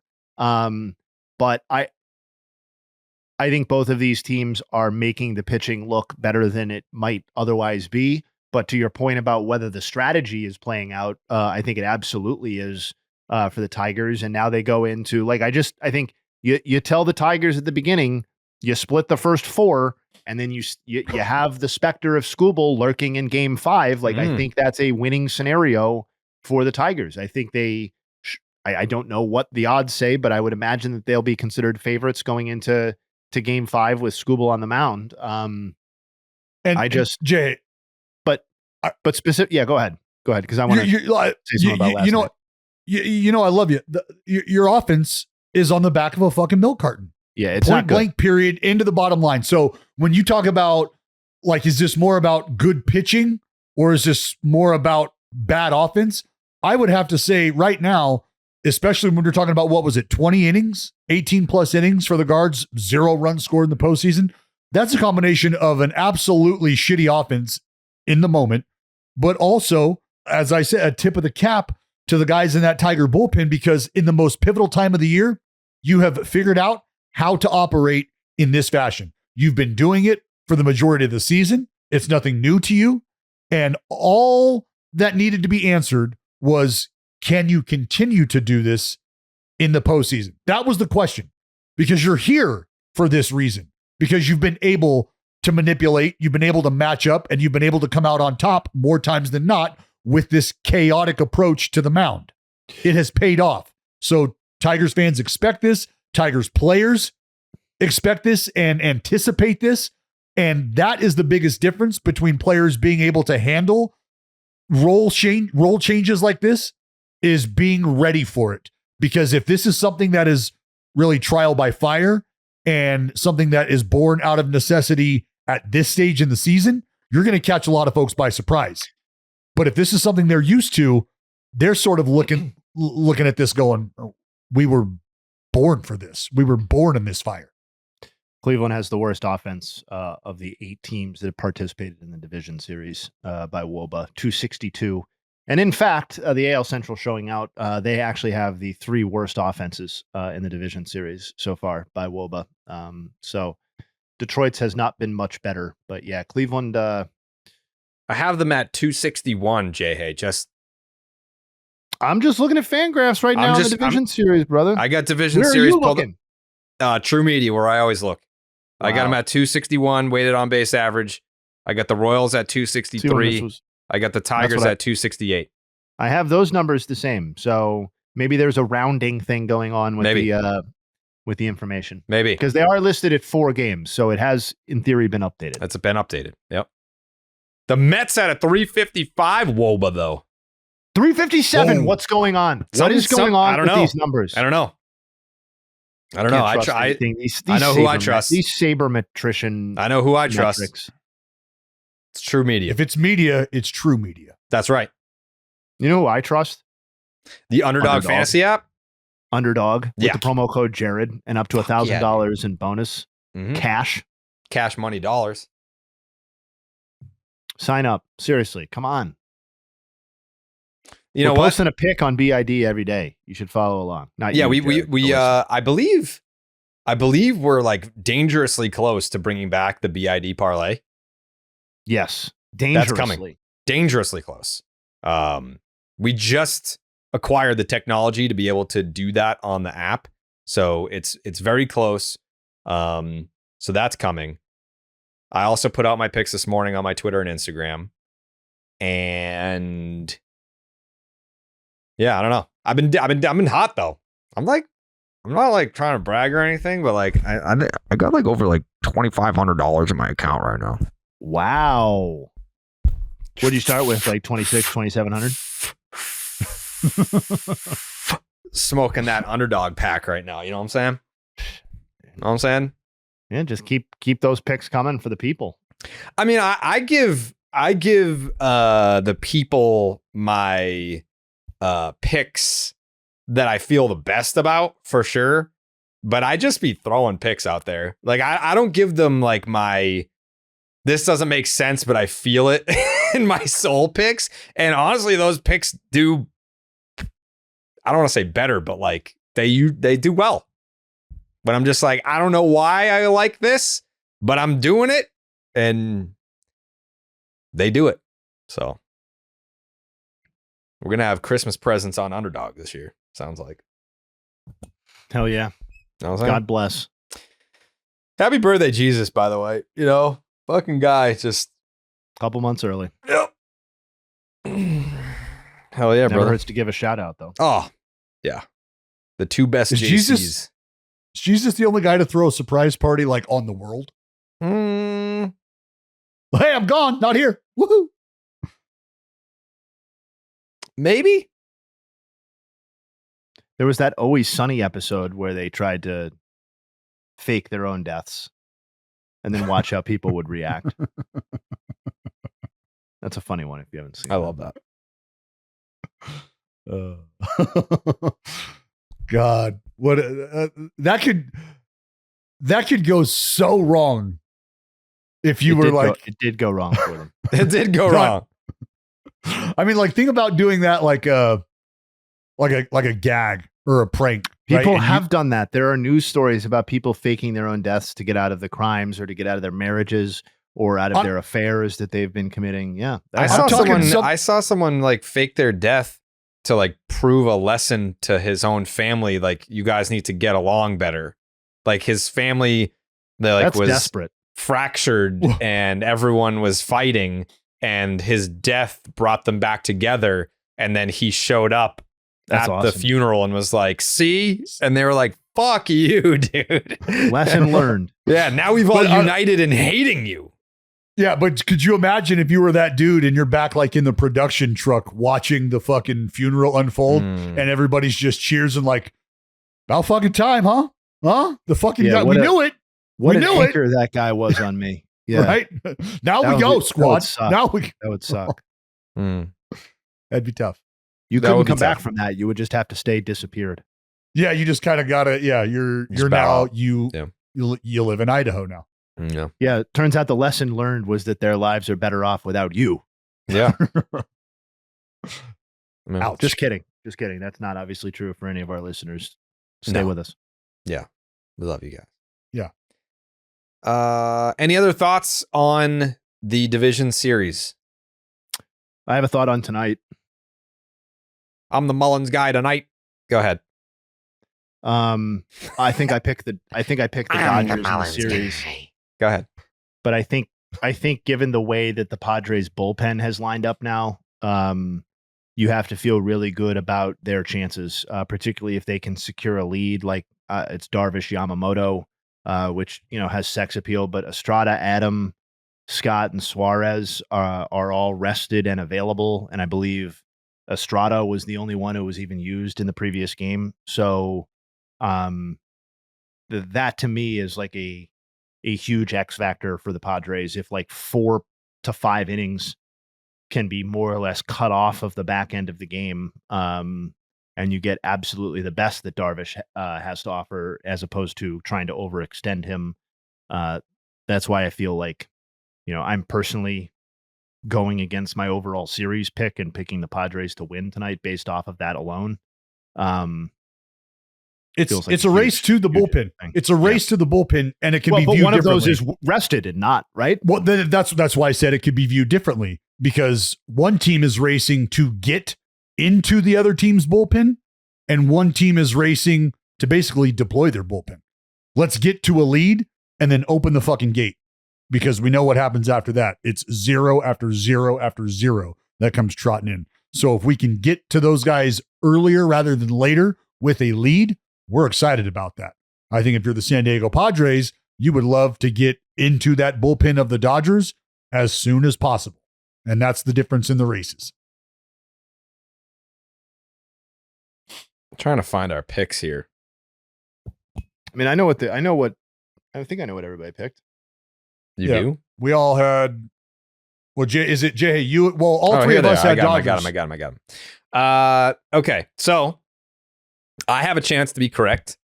Tomorrow, I went Tigers in 5. That's still on the table. Dallas, you still have a chance to be correct. You had Guards in 5. Jayhay, you still have a chance to be correct. You went Guards in 5. Joey went Tigers in 3. Will not be a thing. We were all wrong. We all had the Phils in either 5 or 4 games. So none of us were Well, correct there. My pick was fluid on that though, and I forgot to announce Yeah. that. So Yeah. feels like you guys are the only assholes that missed the boat on that one. My Mhm. fluid pick Mhm. is flowing in the right direction. When Yeah. you apply your fluid pick there. Mhm. Good Yeah, stuff. yep. It's Mhm. it's like a mulligan. That's my fluid pick. Yeah. Me and Dallas went Royals. I went 5. He went 4. Jayhay went Yankees in 5, and Joey went Yankees in 5. So no one correct, Wow. but Jayhay and Joey correct, at least on the team. Yeah. In the Dodgers Padres series, which will be concluded tonight, I had Padres in 5. That can still happen tonight. Dallas, you had Dodgers in 5. That can still happen tonight. Jayhay, you had Dodgers in 5. That can still happen tonight. Joey went Dodgers in 4, which is impossible, but he can still get the team right. That's right, Joe. Yeah. All So that's 2 that are still in play. Like, yeah. Mhm. The 3 of us all are in play for 2 picks to hit tonight and tomorrow. So I guess congrats to Jayhay and Joey for picking the Yankees. Thank you.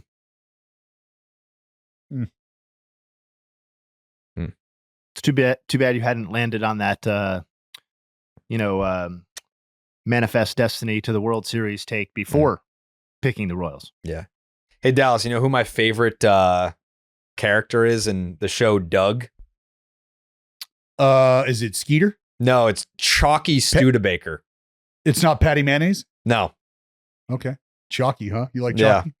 Oh, I don't. That's right. I mean, He's a a lot of favorites, right? He's yeah, a lot of I people's think a lot of favorites. people love Chalky. Yeah. Yeah, a lot of It's all people. right. Yeah. I saw what would happen, and it came to pass. Well, we were not talking to you. We're talking about Doug Funny. We're talking The about show. Doug. Talking about Oh. Doug. Durango Doug. Nothing funny You about probably this think soda the slander. song is about you. You're so Yeah. vain. Yeah.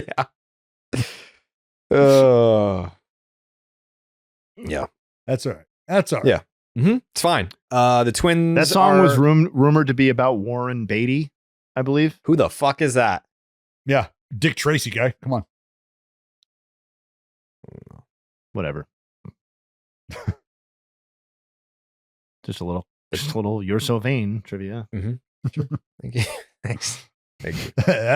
that's talking dick with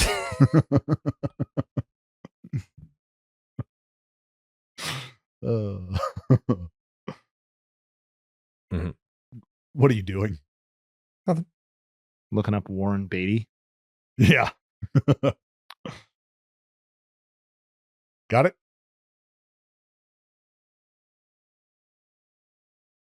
What's happening here? Nothing. We're going to talk about the Twins. The Twins potentially being for sale. I mean, is that important? No. Mm-mm.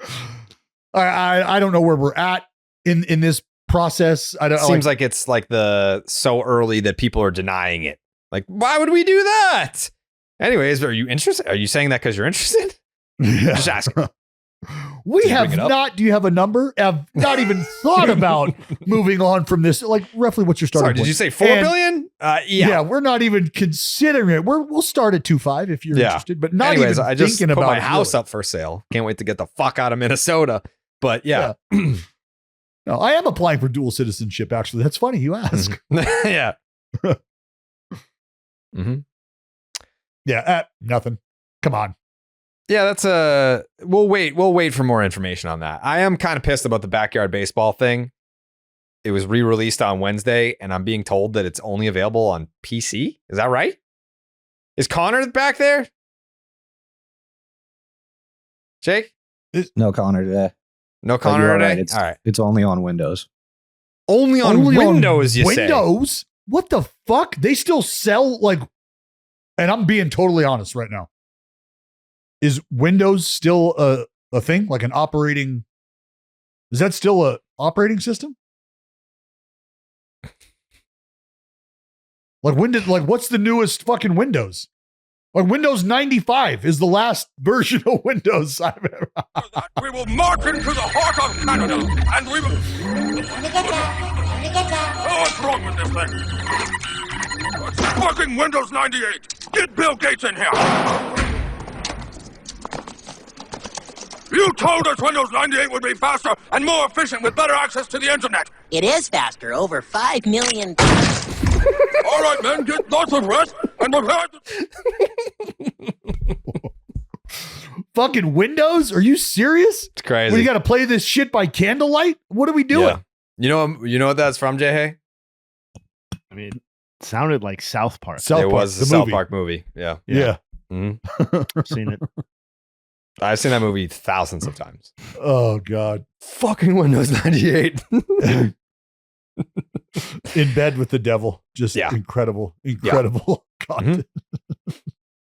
Yeah. So, yeah, I mean, I was excited for the return of backyard baseball, but I guess I'm not anymore because I don't have fucking Windows 98. Like, I don't know. I mean, is this something that anybody goes and buys a computer for?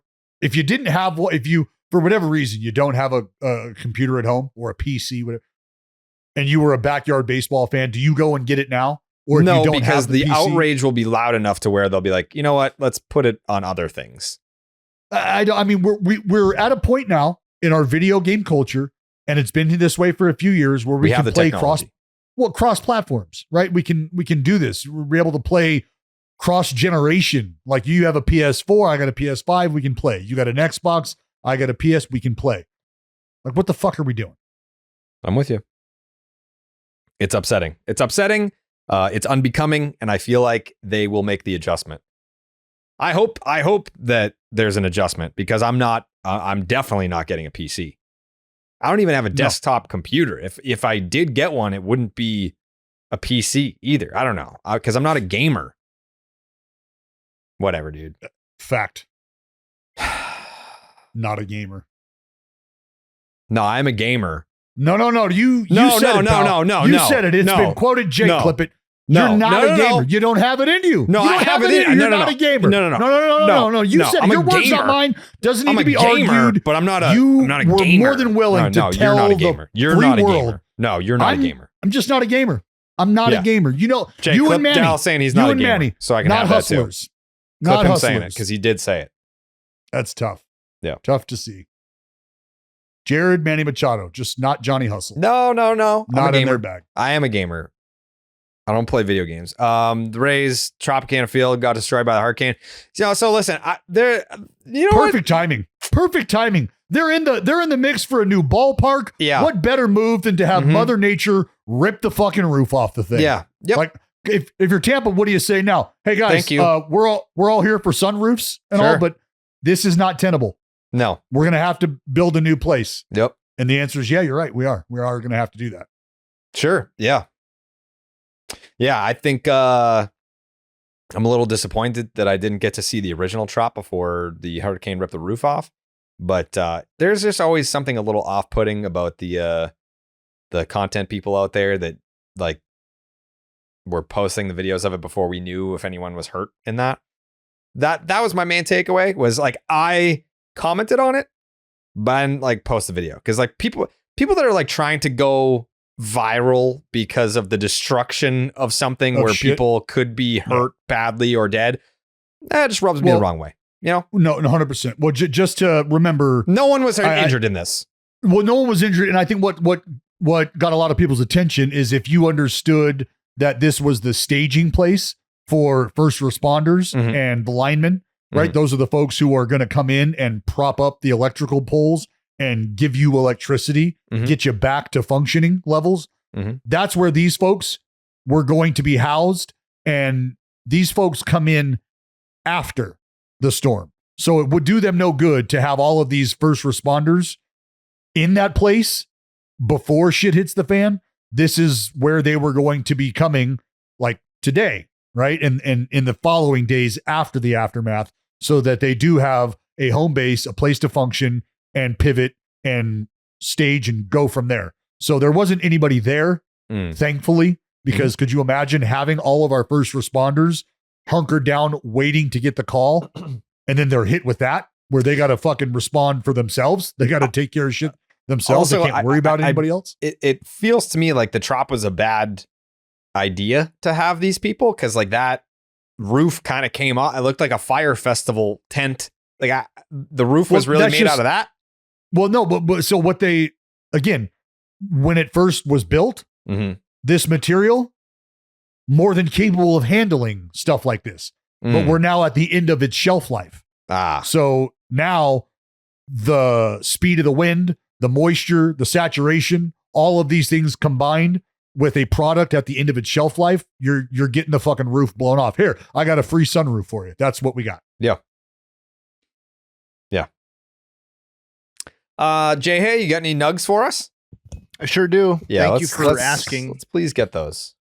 Tonight's matchup between Yu Darvish and Yamamoto will be the first postseason matchup between Japanese-born starting pitchers. Yamamoto specifically is the fifth rookie to start a winner-take-all game in Dodgers franchise history, joining Dustin May, Walker Buehler, Fernando Valenzuela, and Joe Black. And Darvish, I was reading on this and somebody made a good point, that his postseason track record is considered pretty spotty. But if you take out the two World Series starts in 2017, where the Astros were, I think, has been established cheating, Darvish has a 2.92 ERA in his 10 other postseason starts. So, and obviously he's coming off arguably the best of those postseason starts. So that'll be fun.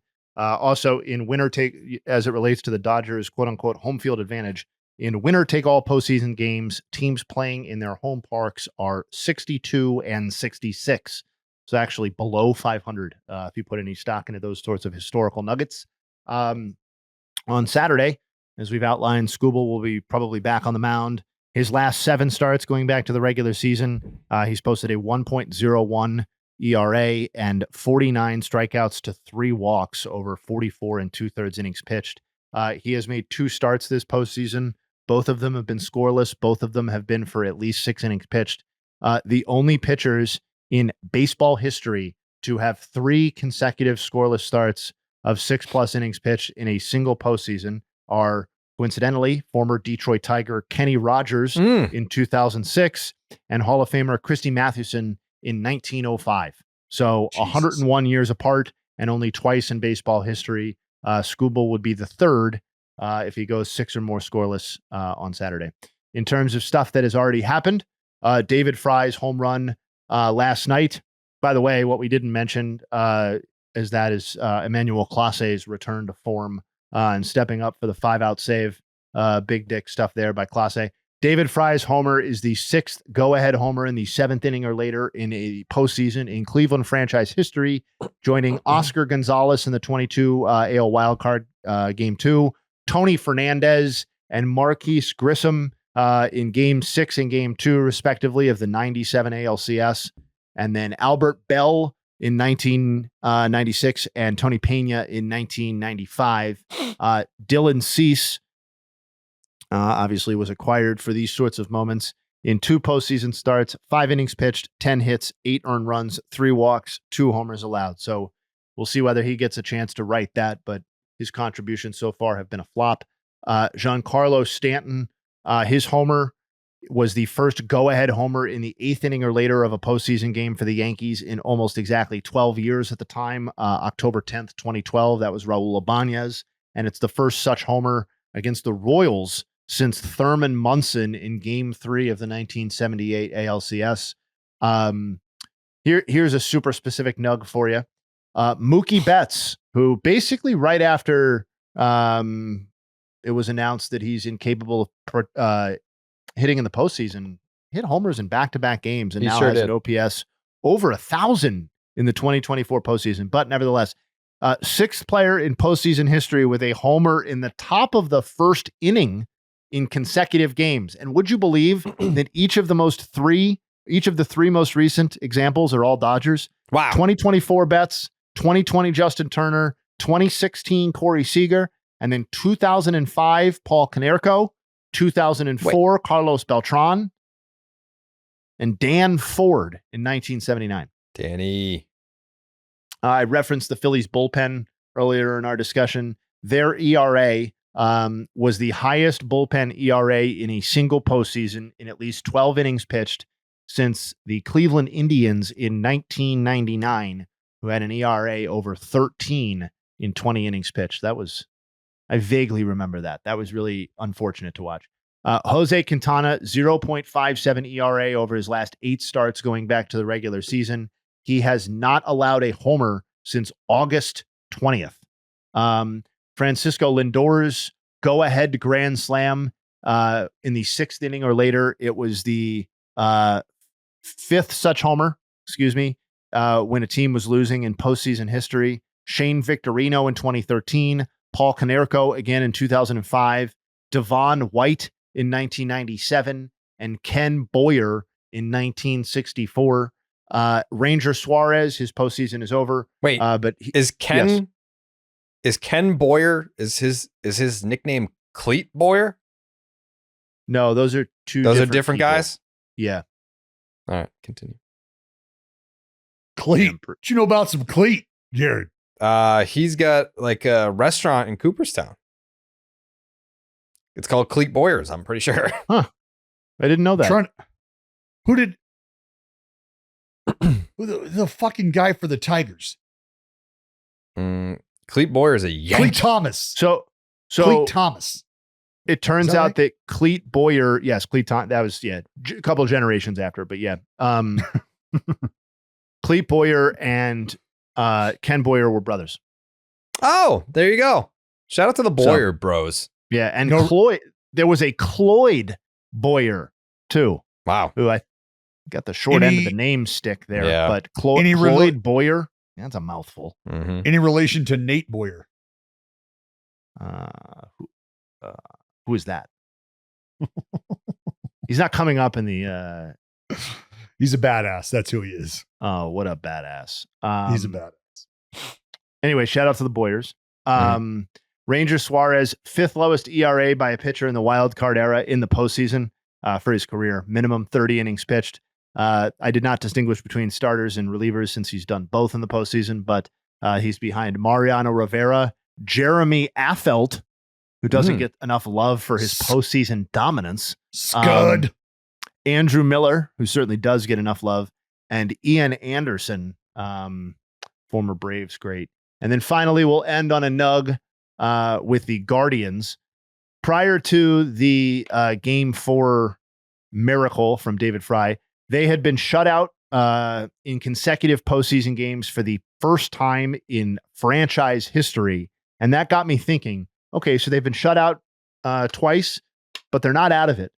How many teams have ever been shut out twice in a single postseason and gone on to actually reach the World Series that postseason? And it's happened 4 times in the expansion era, which goes back to 1961.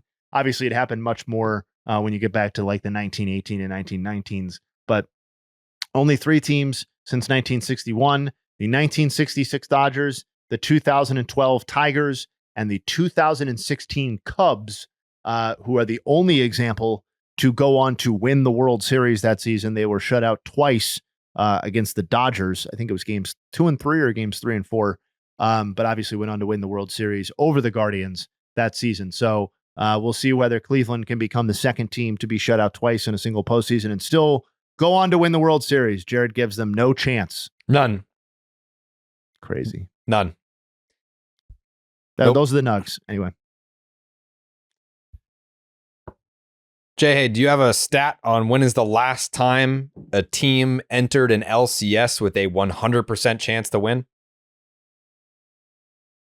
Oh. I'm not going to allow that sort of disrespect to creep into, the Guardians listeners' ears right now, because they're going to take care of business on Saturday. They're going to slay Tarek Skubal. And then they're going to go ahead and they're going to take down the big bad New York Yankees, just like they did when Jabba Chamberlain couldn't handle the midges. The revenge of the midges. Only it's a 7-game series this time. Wow. Okay. Scoobs. Dallas, you got any final thoughts there?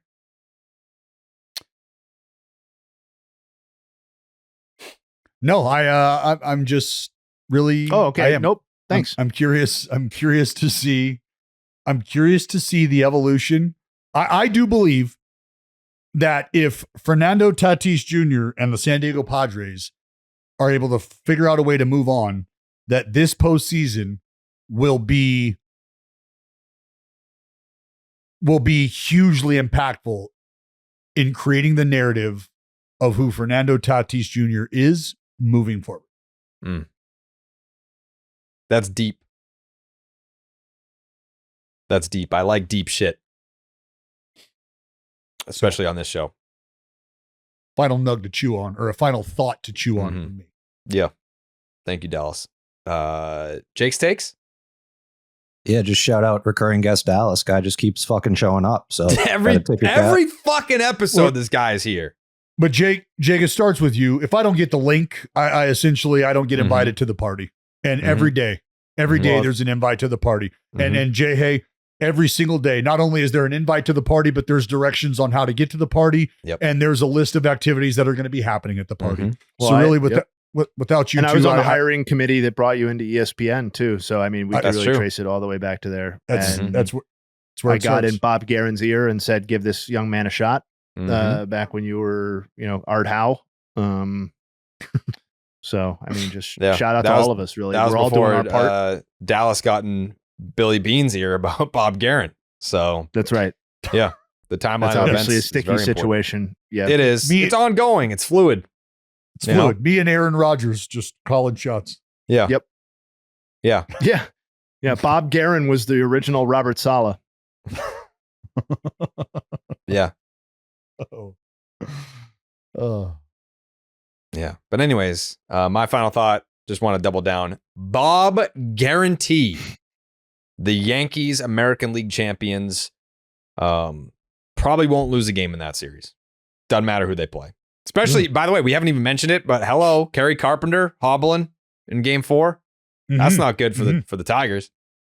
Looked like a hamstring. That's not something that just goes away overnight. So sure he'll be all tore up for game 5 and the remaining games.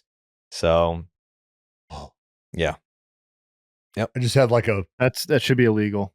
I'm calling the FBI performance enhancing drugs. I just had like a Pavlovian response to the word Toradol. Like you said Toradol, and I shit you not, like my hands, my palms started to get to people. Started to get sweaty, and I was like, "Oh fuck, man, I feel so fucking good right now." Toradol. Oh, yep. Yeah, I'm about to feel so fucking good because I'm going to Jersey Mike's for lunch. It's a treat yourself day for me. I get the number 6. It's a roast beef and provolone. Yeah. What are you looking at me like that for? I'll smack the shit out of you. The fuck are you gonna do? How do you? I like associating the provolone at Jersey Mike's with Italy. What? And not the Italian. I'm not telling you that, or just Italian thinking that provolone has anything to do with Italy at all. All right, you guys are being assholes. Fucking hands. He gave it the. You guys are being assholes right now. The roast beef and it's the provolone. You know, it's the provolone. I hope you order it that way. I don't have to. I show up and they fucking know. They're like, "Oh, here it is." I need this. I need video footage of the roast beef and the. You know, I want the provolone. You give me the provolone. Yeah, I don't. I'm a nonverbal guy at Jersey Mike's. I walk in, they know what's up. Is it like one of those old school like Italian mob joints where you just no, it actually used to be a GameStop. Hey, Jersey Mike's, GameStop, and Jamba Juice. They're it's like they're not allowed to set up shop unless they're within 150 feet of each other. Yeah, it was my childhood GameStop. Sounds like Jersey Mike's set up shop inside of GameStop. Like Correct. It just subsumed GameStop. Yeah. You can get some provolone and a GoldenEye in the same spot. That fresh, authentic Italian provolone. Yeah, you play a little Tecmo Bowl while you're waiting for the provolone. Huh? Yeah, it's a great spot. From some fucking farm in Pennsylvania. Yeah, they actually just opened up a brand new Foot Locker right next door. So that's don't accidentally eat a shoe. Oh, is this next to strip mall karate? No. Yeah, they building that back up. Is the community rallying around? That's like that's one of those things where I feel like I gotta get on like the board in town and have some influence as to like, all right, like we will rebuild, we'll be back. Well, but we talked. Yeah, like what are we putting there? What are we rebuilding with? Yeah, not there's a solid studio, chance. There's a solid chance that there's some insurance paperwork that's probably going to prevent someone probably wanted to pay out there. Yeah. I think that shopping center is going to look like that for I don't know, 10 or 15 years.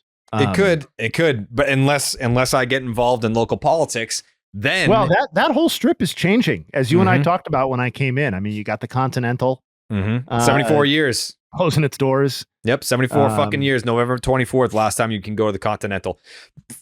The average age of a Continental patron, though, I would say is 85 and a half. Yeah. Yeah, I was going to say passed away. Yeah, the Continental notorious for not just elderly, but like about to die. It's just piles of ashes at the tables. Yeah. It's not like they're closing their doors for food and actually just becoming a senior center. Like when you if you get hired as a waiter at the Continental, you immediately get a megaphone because no one can hear you read off what the menu is. They're closing because turns out they've been serving the old people for dinner. Yeah. I said, can I take your order? That's Continental. Everything's black and blue. I'll have the steak black and blue. Yeah, they've got prunes on the menu at the Continental. Prune But juice, yeah, strip mall karate. I hope it's back. Again, do we want to do a final dinner at the Continental, like a video thing? See, I've had dinner at the Continental. I can't tell you that I'm going to be personally affected by its closing its doors forever. I know that's you kind of just like walling off that part of you inside and not wanting to like engage with it emotionally, because I know the Continental means more to you than that. It's going to be weird to drive by and not see it, but like, like what's the signature dish at the Continental? I don't know. Got to be meatloaf, baked potato. Yeah, meatloaf, stuffed peppers. I don't know. Maybe a lobster thermidor. Yeah. Yeah. So it's cod liver and onions. That's maybe what's on the fucking menu. one of those old gelatin dishes that they the had fruit meat in. Yeah. The fucking meaty fruit pie. You ever seen those 1950s cookbooks where it's like, here's some gelatin with some mayo and meat in it? It's like, what kielbasa? the fuck? Yeah, one 6-ounce can of condensed meat. Yeah. What?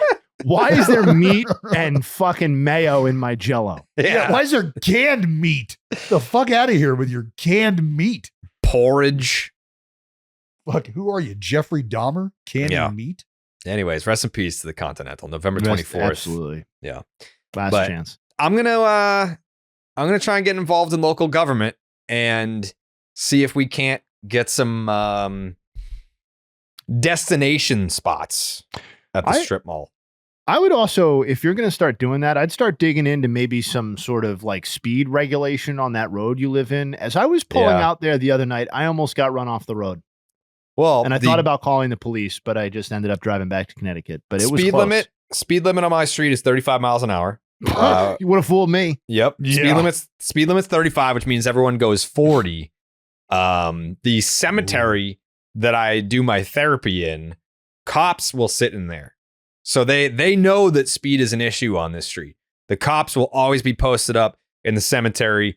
I'm friends with a bunch of them now. Every time I drive in there, they're like, "Oh, another mental breakdown." I'm like, "Yep." And we keep in touch. They also have been doing a lot of work on my street. So actually, funny story. Safe. Nice neighborhood. It's the street is a little bumpy, but one of the cops that works outside, former friend of Marcus Lynn Betts, when Mookie Betts, but before the fedoras, he was a local guy. He used to play, apparently he played like pickup basketball down the street from where I live in this town. Does he think Mookie's changed too?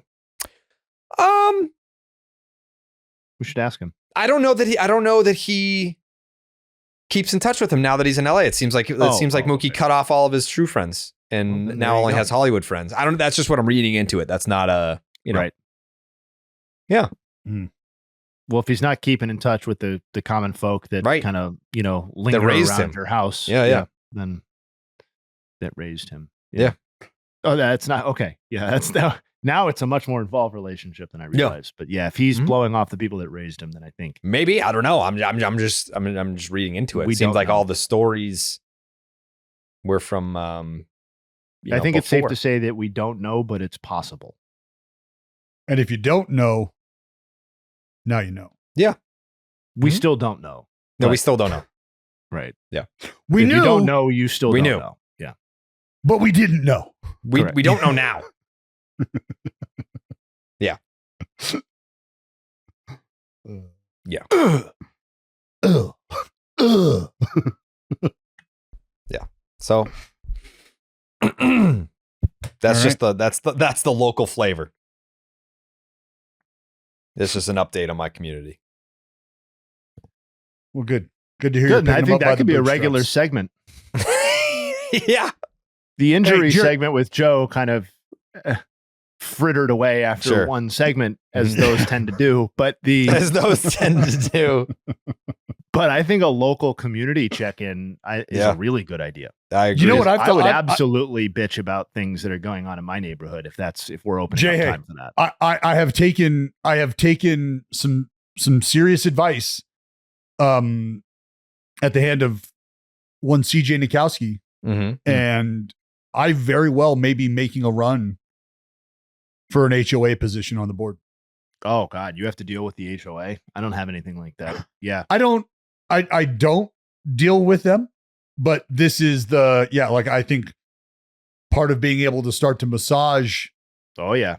your lot in life rub. is maybe you have to take up positions. Yep. If you're not So- massaging and rubbing and taking up positions, then what are you doing? Right. It's not doing your part. Right. Flip it off. Jake, when will we, why is that so difficult to say? When will we be When back? will we be back? Yeah. We will be back Sunday morning to break down the game 5s and look ahead to the CS. Okay. Love that. It's going to be great. Yeah. NLCS starts Sunday. So there it is. There it is right there. All right. We'll see everyone on Sunday. We on.